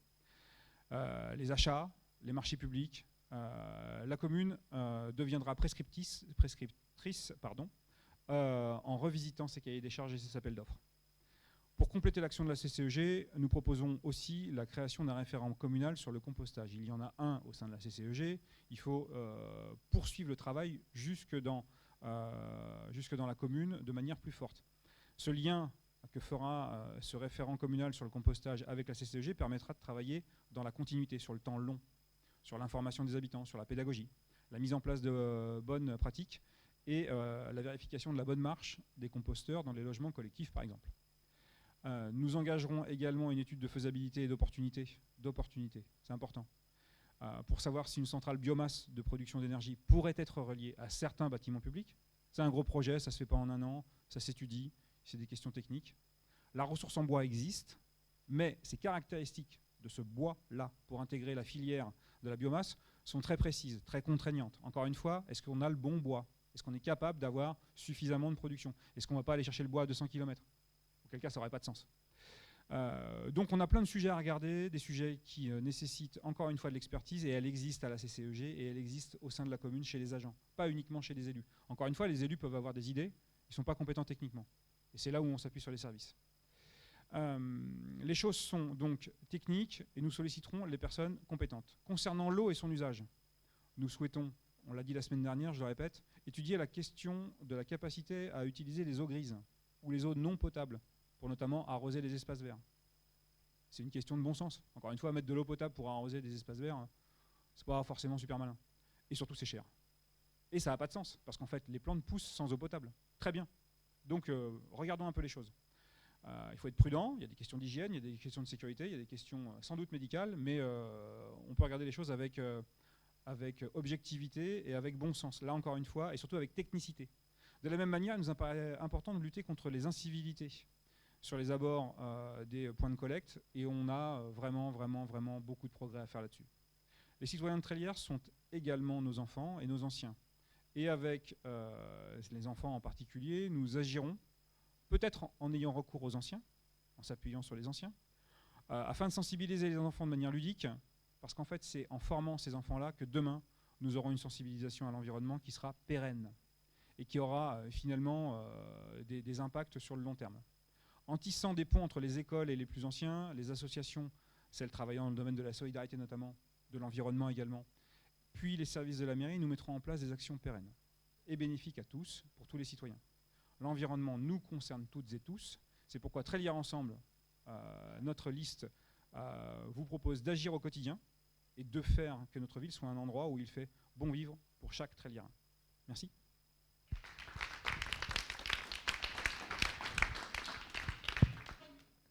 Merci beaucoup. Alors on a été long un petit peu, voilà. Donc pour cette dernière partie, on vous propose de prendre des questions. On imagine que vous en avez plein. Enfin, voilà. Donc, hop. Voilà, pour ces questions, merci. Voilà, il y a mes collègues qui se sont réveillés. J'ai quelqu'un qui a oublié un stylo, c'est parfait, parce que moi j'ai perdu le mien. Donc, on va prendre les questions si vous en avez. N'hésitez pas, à vous de jouer.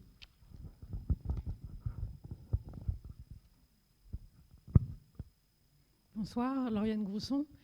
J'ai entendu dire que vous aviez pour projet de faire des grands immeubles dans le bourg et dans les villages. Je voulais savoir ce qu'il en était. Merci, pardon.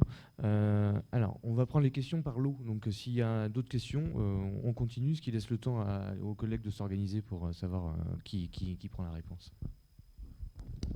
Oui, il y avait une ZAC à Virlot. L'intérêt de ce genre de choses, c'est que la commune est très partie prenante, notamment dans le style d'habitat et le nombre d'habitats et la dimension de l'habitat. Alors je ne sais pas si c'est des immeubles ou pas, mais est-ce qu'il est prévu une nouvelle ZAC ou quelque chose qui permette justement d'avoir un habitat un peu différent? Voilà. Donc la question de la nouvelle ZAC. D'accord.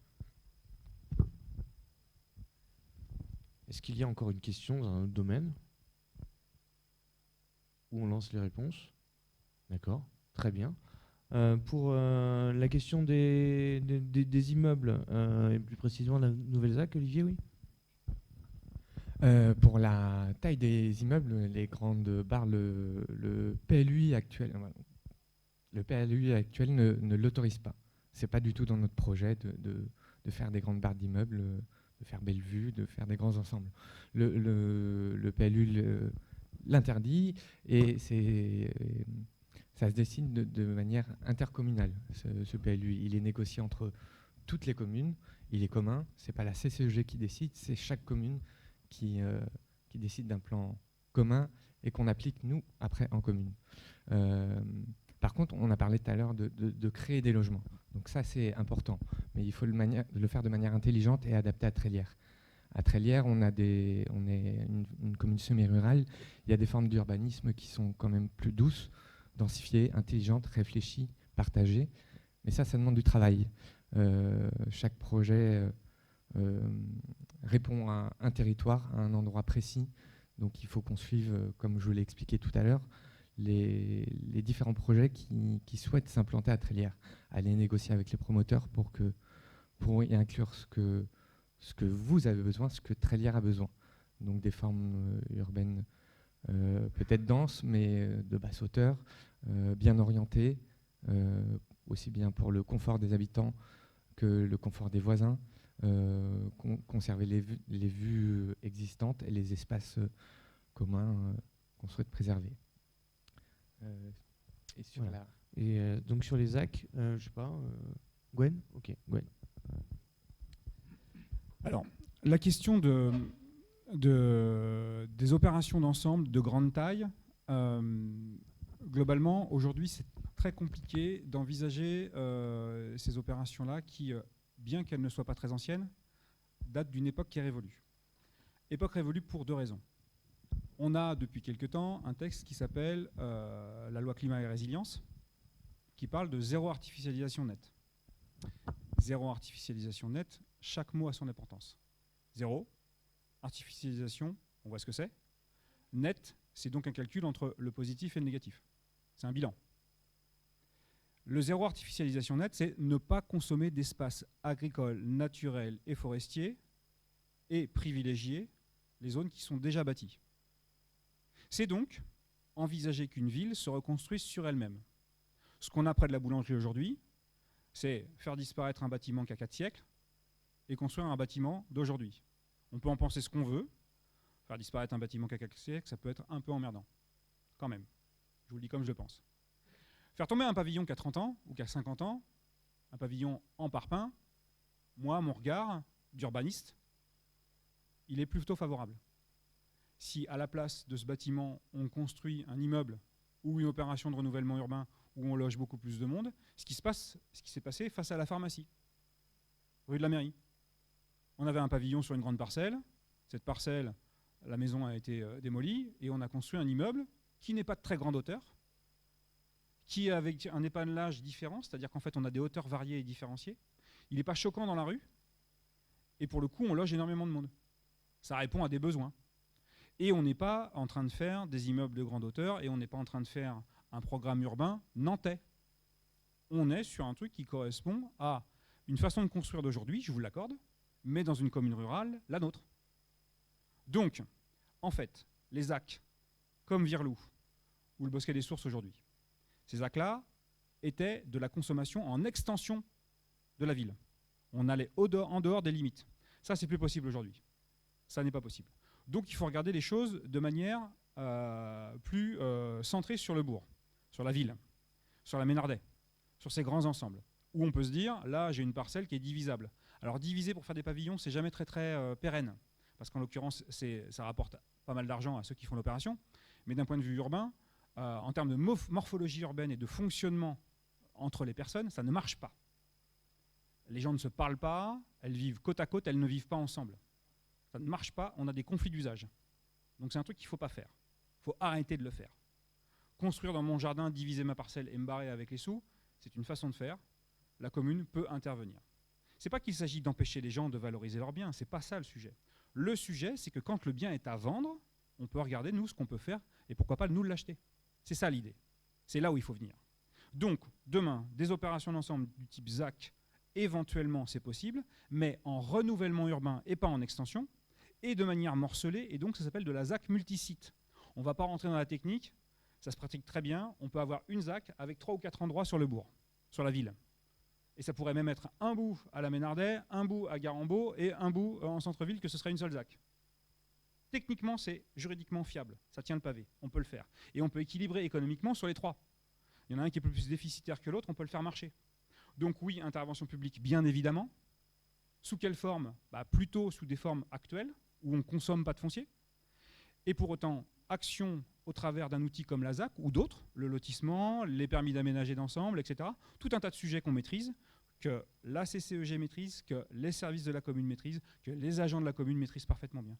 Donc oui, il y a capacité d'agir pour accueillir des jeunes, pour faire des logements pour les anciens, pour faire des logements pour les familles monoparentales. Il s'agit juste de se dire que c'est notre rôle et de le faire.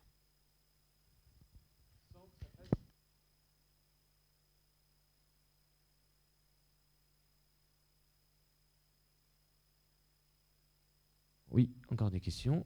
Et préserver un espace vert en plein milieu du bourg, pas loin, avant la mairie à gauche, des beaux arbres, est-ce que ça peut être envisagé ou est-ce qu'il faut construire à la place? Alors, question de la préservation d'un espace vert. Encore une question ici. Je comprends le dynamisme de l'équipe, mais sur un point que je viens d'entendre, là, il y a quelque chose qui me chagrine. Ne pas vouloir augmenter les impôts, tout le monde le souhaite. Mais le dire avant d'avoir le résultat de l'audit, ça me paraît un peu mettre la charrue devant les bœufs. Oui, sur la question de la mobilité, depuis quelques années, on a vu la mode des chaussées doux. Il y en a un peu partout. Le problème, c'est que ça ne marche pas. Hein. Il suffit de voir comment les gens ils prennent le trottoir rue de la mairie, par exemple. Est-ce que, si on veut qu'il y ait des pistes cyclables, des voies cyclables, il faut qu'elles soient indépendantes de la circulation des voitures?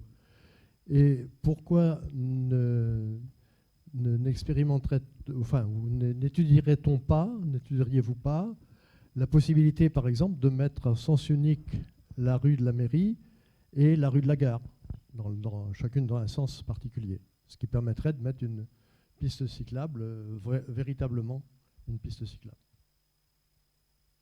D'accord, merci. Donc, on a du coup 3 questions. Une question sur les espaces verts. Qu'est-ce qui commence? Qu'est-ce qui se lance? Espaces verts dans le bourg. Je vais en dire 2 mots parce qu'en fait, c'est un sujet qui nous touche particulièrement. On a travaillé beaucoup ce sujet-là en début de mandat. On l'a travaillé avec les habitants du centre-ville au moment où un projet de résidence jeune, pour ne pas dire foyer des jeunes travailleurs, mais c'est pas le mot, voilà, résidence jeune actif, était envisagé entre le bourg et la Sablonnais, si je ne dis pas de bêtises, pas très loin de la gare, sur l'espace vert qui est dans le S, le long de la voie verte, sur des éléments de la voie verte.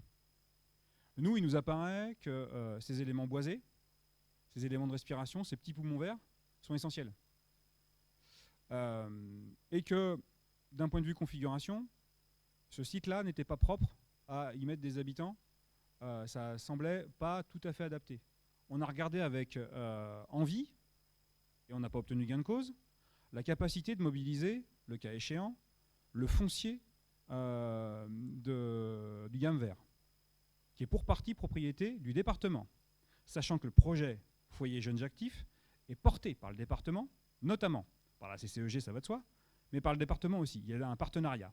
On a un bailleur social, on a le département et on a la CCEG. Les communes étaient en charge de proposer du foncier. Nous, minoritaires, avons proposé qu'on regarde avec précision la capacité d'accueil de cet espace-là, qui auparavant était fléché comme un pôle d'échange multimodal. Ça voulait dire quoi? S'il y avait eu aéroport à Notre-Dame-des-Landes, il y avait reconfiguration de la voie verte en voie ferrée à terme, avec le tram-train.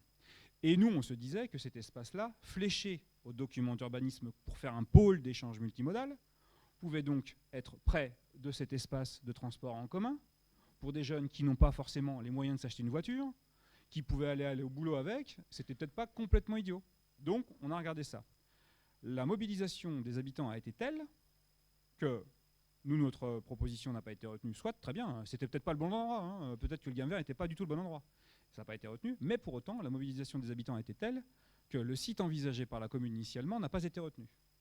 Il a été retenu un site que vous connaissez tous, qui est en face de l'école Alexandre Vincent, tout près du nouveau quartier d'habitat.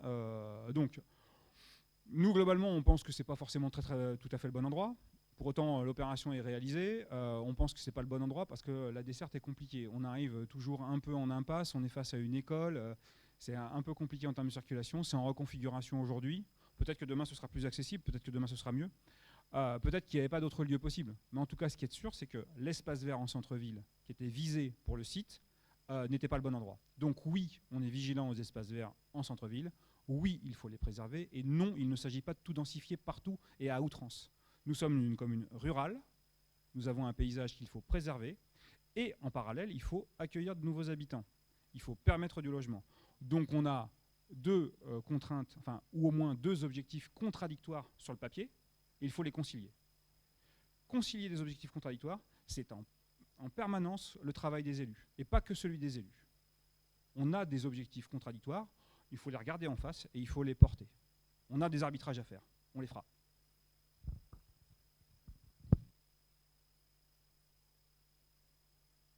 Alors oui, on a un deuxième sujet sur le dynamisme de l'équipe, merci, et sur l'augmentation d'impôts, voilà, qui semble entrer en contradiction avec tout ce qui vous est présenté. Grégory. Merci. Lourde tâche, effectivement, de venir expliquer donc, la réflexion autour des impôts. Je ne vais pas rentrer dans le détail et dans la technicité de la mécanique recettes et dépenses. On sait qu'on a des dotations de l'État qui, aujourd'hui, sont en baisse sur l'ensemble des collectivités locales. On voit bien pour le département, donc sur la compétence qui est phare autour de tout ce qui est social. La région, récemment, a aussi baissé ses dotations. À qui le tour ? À qui le tour ? Aujourd'hui, ces positions-là, c'est des positions qui sont aujourd'hui très connues, qui sont maîtrisées, et on a les lois de finances qui arrivent, et ça ne sort pas du chapeau, encore une fois. Quand on dit prévoir, c'est gouverner, c'est anticiper.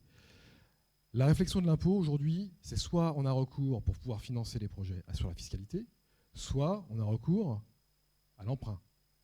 Aujourd'hui, les taux d'emprunt sont extrêmement forts. Sur le mandat actuel, il avait été évoqué effectivement qu'il n'allait pas avoir effectivement d'augmentation d'impôts et pas d'emprunt. Or, aujourd'hui, on a effectivement constaté qu'on avait un emprunt de 2 millions d'euros. Donc, c'est des réflexions qui se posent. Donc maintenant, comment réfléchir pour ne pas avoir retour à la fiscalité ? Il faut avoir en tête que de toute façon, il y a toujours une fiscalité latente et chaque année, c'est ce qu'on appelle l'assiette. Donc ça monte, chaque année, vous avez des pourcentages d'augmentation d'impôts. Nous, notre périmètre d'intervention, il sera sur celui qu'on aura décidé. On a dit qu'on fera de la concertation, on a dit qu'on fera effectivement l'investissement qui sera concerté, réfléchi, avec du renoncement, avec cet esprit de vouloir aussi ne pas intégrer de la fiscalité dans nos projets. Maintenant, les vérités d'hier ne sont pas celles de demain, encore une fois. On a évoqué effectivement l'audit. Aujourd'hui, notre souhait, c'est de ne pas augmenter l'impôt. Si on se rend compte effectivement au bout de l'audit qu'on a un passif qu'on aura l'occasion d'assumer de toute façon, mais qui ne sera pas de notre fait, on aura une réflexion qui sera portée forcément. Donc, il est vrai que quand on dit qu'on ne veut pas augmenter l'impôt, c'est un engagement fort aujourd'hui, clairement, et on le maintient. Voilà, merci.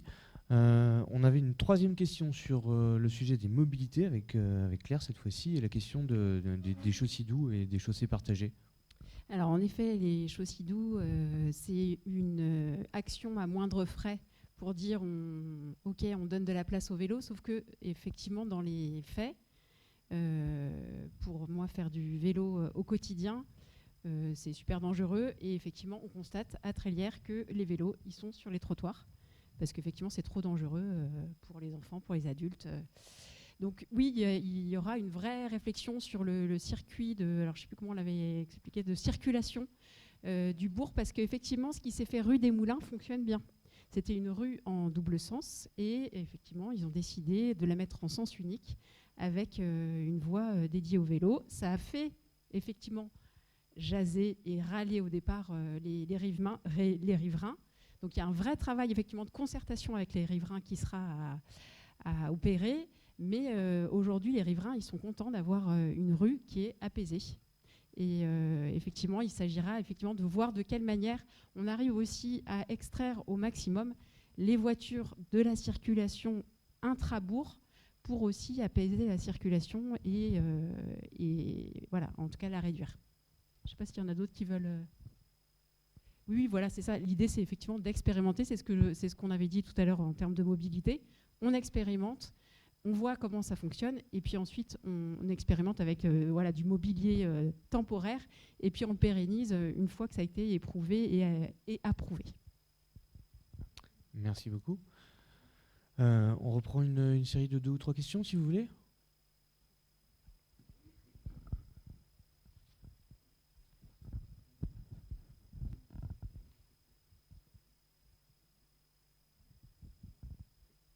Oui, voilà. Je voulais poser une question. Donc, j'ai entendu qu'on n'augmente pas les impôts. Ok, d'accord. Ma question est la suivante. J'ai totale ignorance sur le savoir-faire des services techniques de notre commune. J'ai connu, moi, des communes qui avaient dans leurs effectifs des gens très compétents, qui ont un savoir-faire, qui ont un savoir-être également. Et cela se rapproche un peu de la sous-traitance accrue sur la commune. Donc on peut se poser la question, a-t-on vraiment la connaissance de qui fait quoi, comment au niveau des services techniques? Parce que j'ai l'impression que souvent on botte en touche et on fait intervenir des sous-traitants, alors que nous avons dans les locaux des gens à même de réaliser ces travaux. Quand on ne fait pas un entretien régulier de bâtiments au fur et à mesure, on peut attendre des mois et des années, et ensuite on fait des devis à coups de millions. C'est tout à fait impressionnant. Quand je lis dans la presse un article où il y a des sanitaires sur une salle de sport qui est inutilisable depuis quelques mois, je me dis, à Trélières, y a-t-il un plombier, un ou deux électriciens, un menuisier? J'ai un cas concret. Sur le plateau de transport de table dans la loge, il y avait tout simplement la barre de pouce qui était dessoudée. Voilà. Donc, j'ai dit ce serait bien de ressouder une barre et on a racheté un plateau. Alors, voilà, moi j'associe, le coût de la sous-traitance, c'est sympa ce coût-là, parce qu'en fait, un sous-traitant qui intervient dans une commune qui vise en face ne pas avoir de compétences suffisantes, elle vous fera un devis extrêmement onéreux et très intéressant.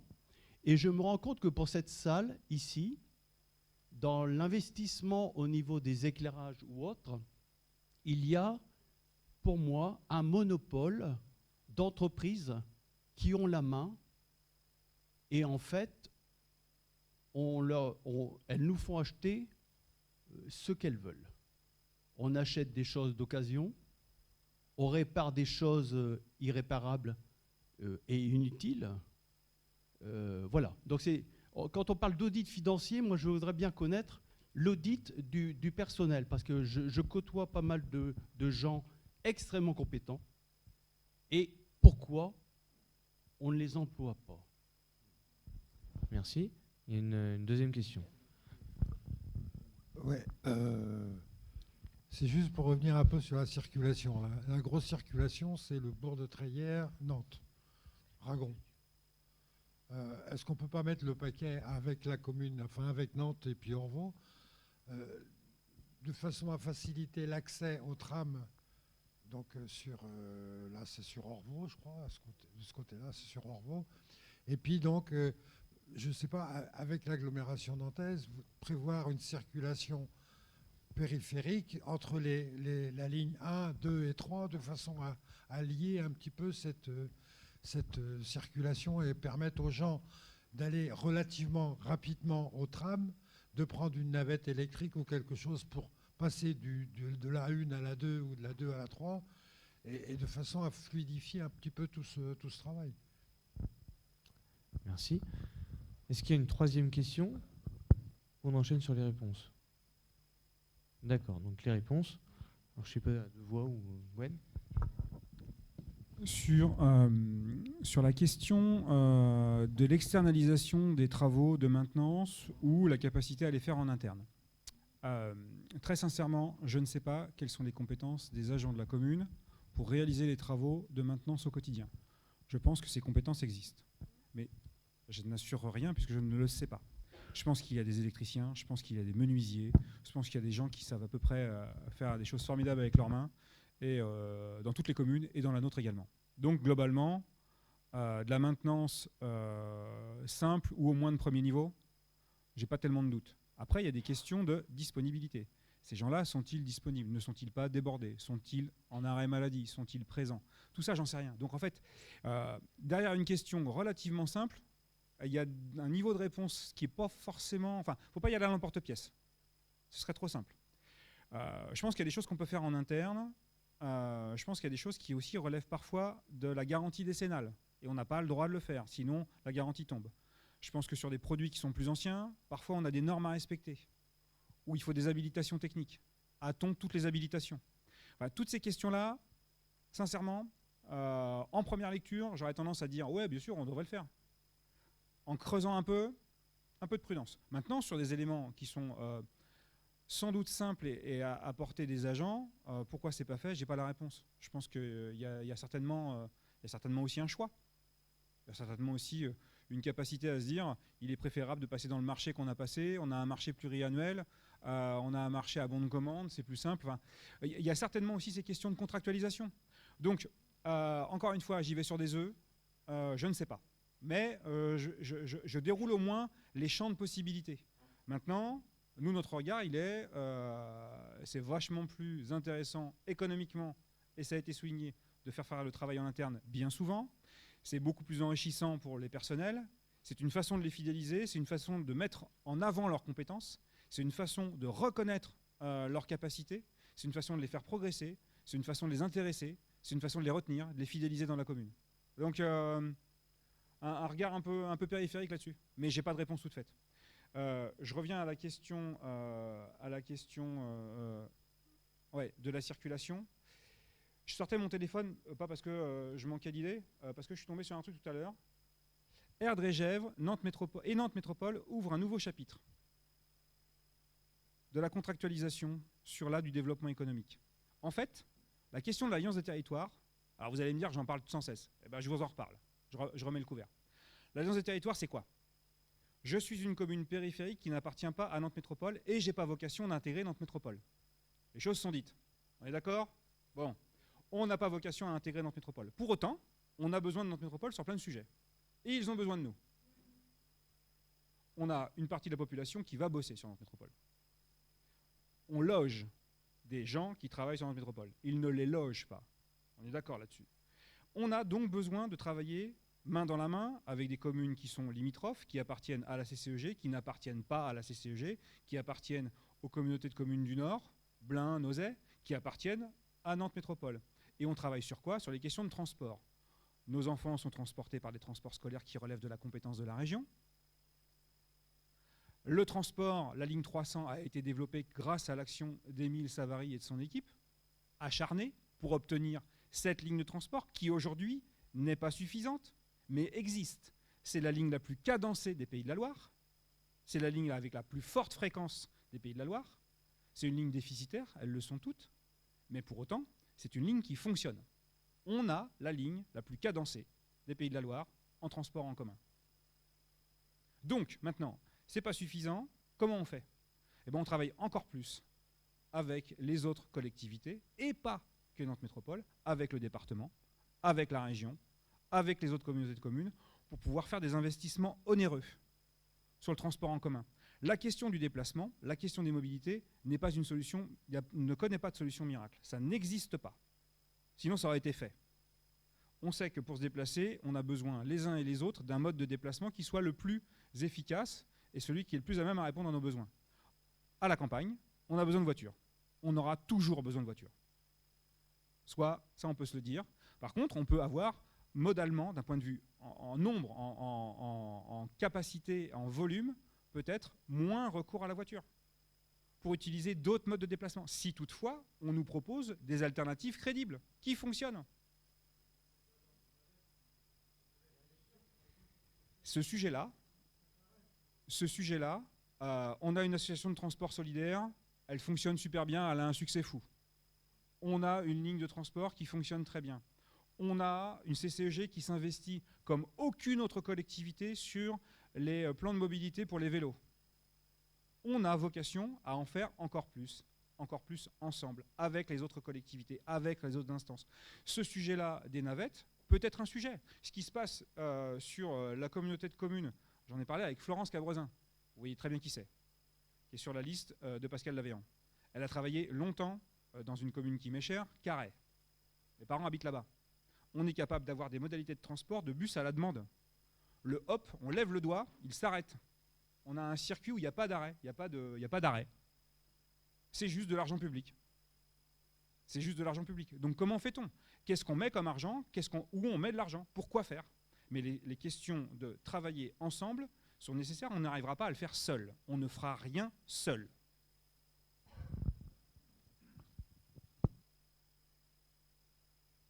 Et quand on parle de transport à la demande, on ne parle pas de vieille charrue.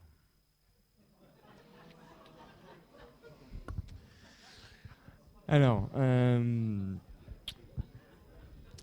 voilà, c'était pour réveiller un petit peu tout le monde. Je vois que ça a fonctionné, merci. Voilà, on va peut-être s'arrêter là. Merci pour vos questions. Il y en a peut-être une dernière. Allez, on en prend une ou deux dernières. Alors c'est une question là du coup qui porte pas du tout sur les aspects politiques techniques, mais plutôt sur des aspects politiques purs. On est entre deux tours. On entend chez vous une véritable volonté de faire bouger cette commune. On a travaillé ensemble, on se connaît bien. On a deux listes qui se retrouvent contre l'équipe actuelle, dont on aimerait bien voir la fin, compte tenu des différents éléments qu'on a pu constater depuis de nombreuses années. Avez-vous pris contact avec cette seconde liste suite aux résultats du premier tour? Et si oui, quel en est le résultat? Enfin, on le connaît d'ailleurs, puisqu'elle a proposé de rester en place. Avez-vous fait des propositions? Avez-vous eu un retour positif? Y a-t-il encore quelque chose à faire pour essayer d'avancer sur ce sujet? Ou bien, comme on l'a dit tout à l'heure, on représenterait c'est toi qui l'as dit, je crois, près de 60% des électeurs compte tenu des deux listes. Là, on va se retrouver dans une situation où on va rentrer à la maison, quoi. Alors, il y a une deuxième question là-bas. Ah, et même une troisième.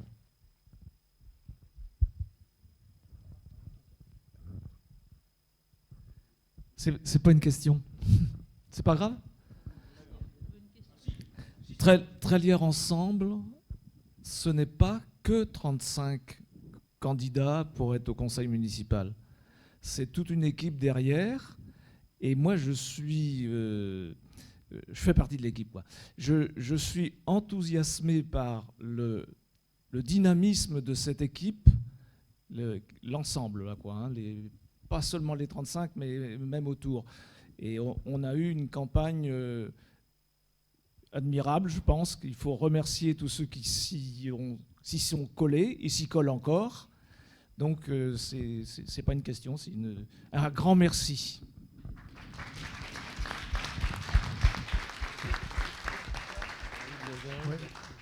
Bon, je reviens un peu en arrière par rapport aux deux remarques précédentes. C'est sur les finances et le budget.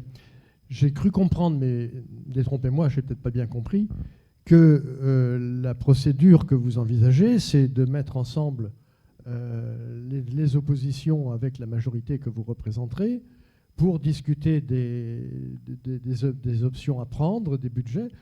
Et vous avez dit, parce que ce n'est pas une décision partisane, moi je crois au contraire que les choix politiques budgétaires, les choix budgétaires sont précisément des choix politiques. Et bon, expliquez-moi plus précisément peut-être ce que vous vouliez dire. Oui. Alors, pour la première, il y en a encore une. J'habite dans une rue où il y a une vie sociale assez riche, rue de la Poste de Gèvres. Depuis plus de 40 ans, on fait ce qu'on appelle la fête de la rue. C'est au mois de début septembre, et pour ça, ça demande du matériel. Alors on a fini par récupérer une grande tente qui appartenait à l'association familiale rurale. Comme c'est pas suffisant, on en a acheté une. On loue du matériel à l'OGEC. Les chaises sont un confort, comment dire... Relatif. Ça date de Cro-Magnon, quoi. Faut éviter de se pincer les doigts. Une idée, est-ce que la mairie ne pourrait pas acheter du matériel, tentes, chaises, qu'elle pourrait prêter dans différents coins de la commune qui veulent faire ce genre de fête? Et croyez-moi, ça se fait à Nantes. Oui, tout à fait. Alors, merci pour toutes ces questions. Donc on revient sur la question de politique pure. À savoir, on veut faire bouger la commune. Oui, on veut faire bouger la commune, on vous le confirme. Et donc, quels ont été les contacts entre notre équipe et celle de M. Lavéan. Le premier tour des élections qui s'est déroulé dimanche a accouché d'un résultat qui a été long à venir. Ça a été un peu chaotique. Une fois qu'on a eu ce résultat, on est parti dans une des salles de la Chênaie pour l'essentiel de la liste et avec des soutiens qui sont hors liste. Et j'ai posé la question suivante à toutes les personnes qui étaient là.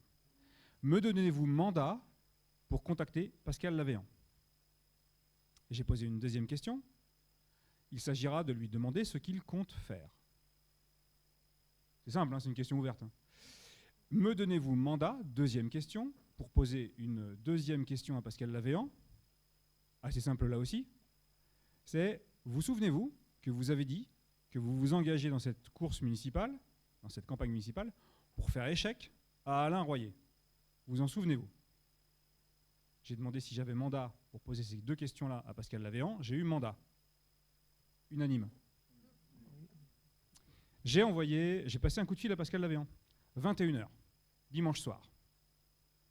Je suis tombé sur sa boîte vocale, avec sa voix, son nom et son prénom. J'ai donc pas fait d'erreur de numéro. J'ai laissé mon message. J'ai attendu un quart d'heure, j'ai pas eu de nouvelles, j'ai envoyé un SMS. Mon SMS dit « Pouvons-nous avoir un moment d'échange ?» Signé Gwen. Il sait parfaitement bien qui c'est. On a discuté à plusieurs reprises. Il était 21h15 pour le SMS, 21h pour le coup de fil. On a discuté jusqu'à minuit et demi, 1h du matin. On n'a pas eu de nouvelles. Le dépôt des listes se fait entre 8h le lundi matin et 18h le mardi soir, hier. Une fusion éventuelle nécessiterait qu'on y passe la nuit pour savoir comment on se répartit les tâches, les rôles, les places, qui fait quoi, qui va où.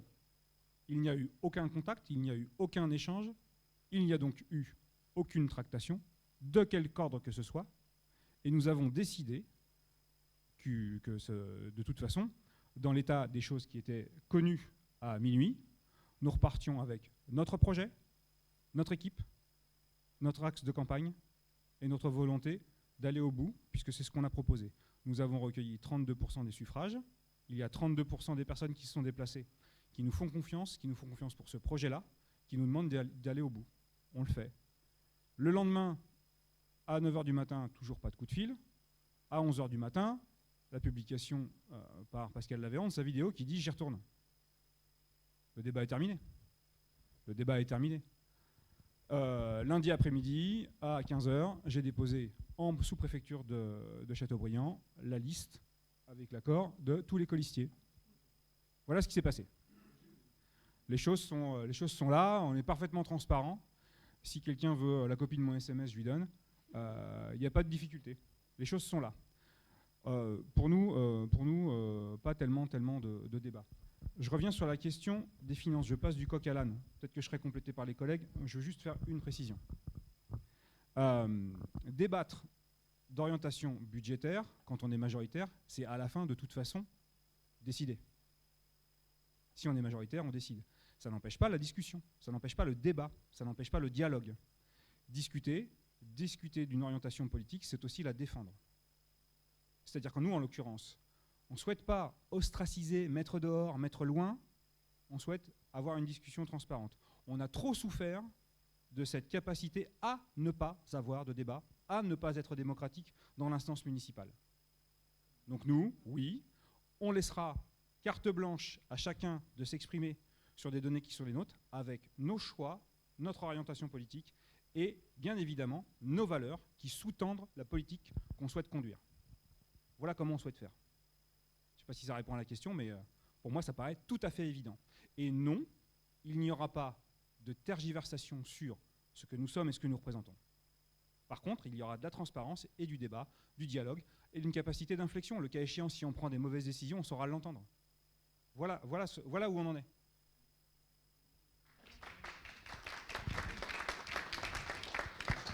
Et je vais juste répondre sur le matériel. Le but, nous, c'est de créer une maison d'association et de mettre en commun le matériel de toutes les associations. Et donc, en fait, le but, c'est effectivement, c'est que ce matériel mis en commun soit réparé en commun et qui puisse être prêté ou loué aux fêtes de village, bien sûr. Bien. Merci beaucoup. On vous invite à boire, à prendre un verre avec nous, voilà, parce que quand même on a soif, on a beaucoup parlé. Hein. Merci de nous avoir écoutés.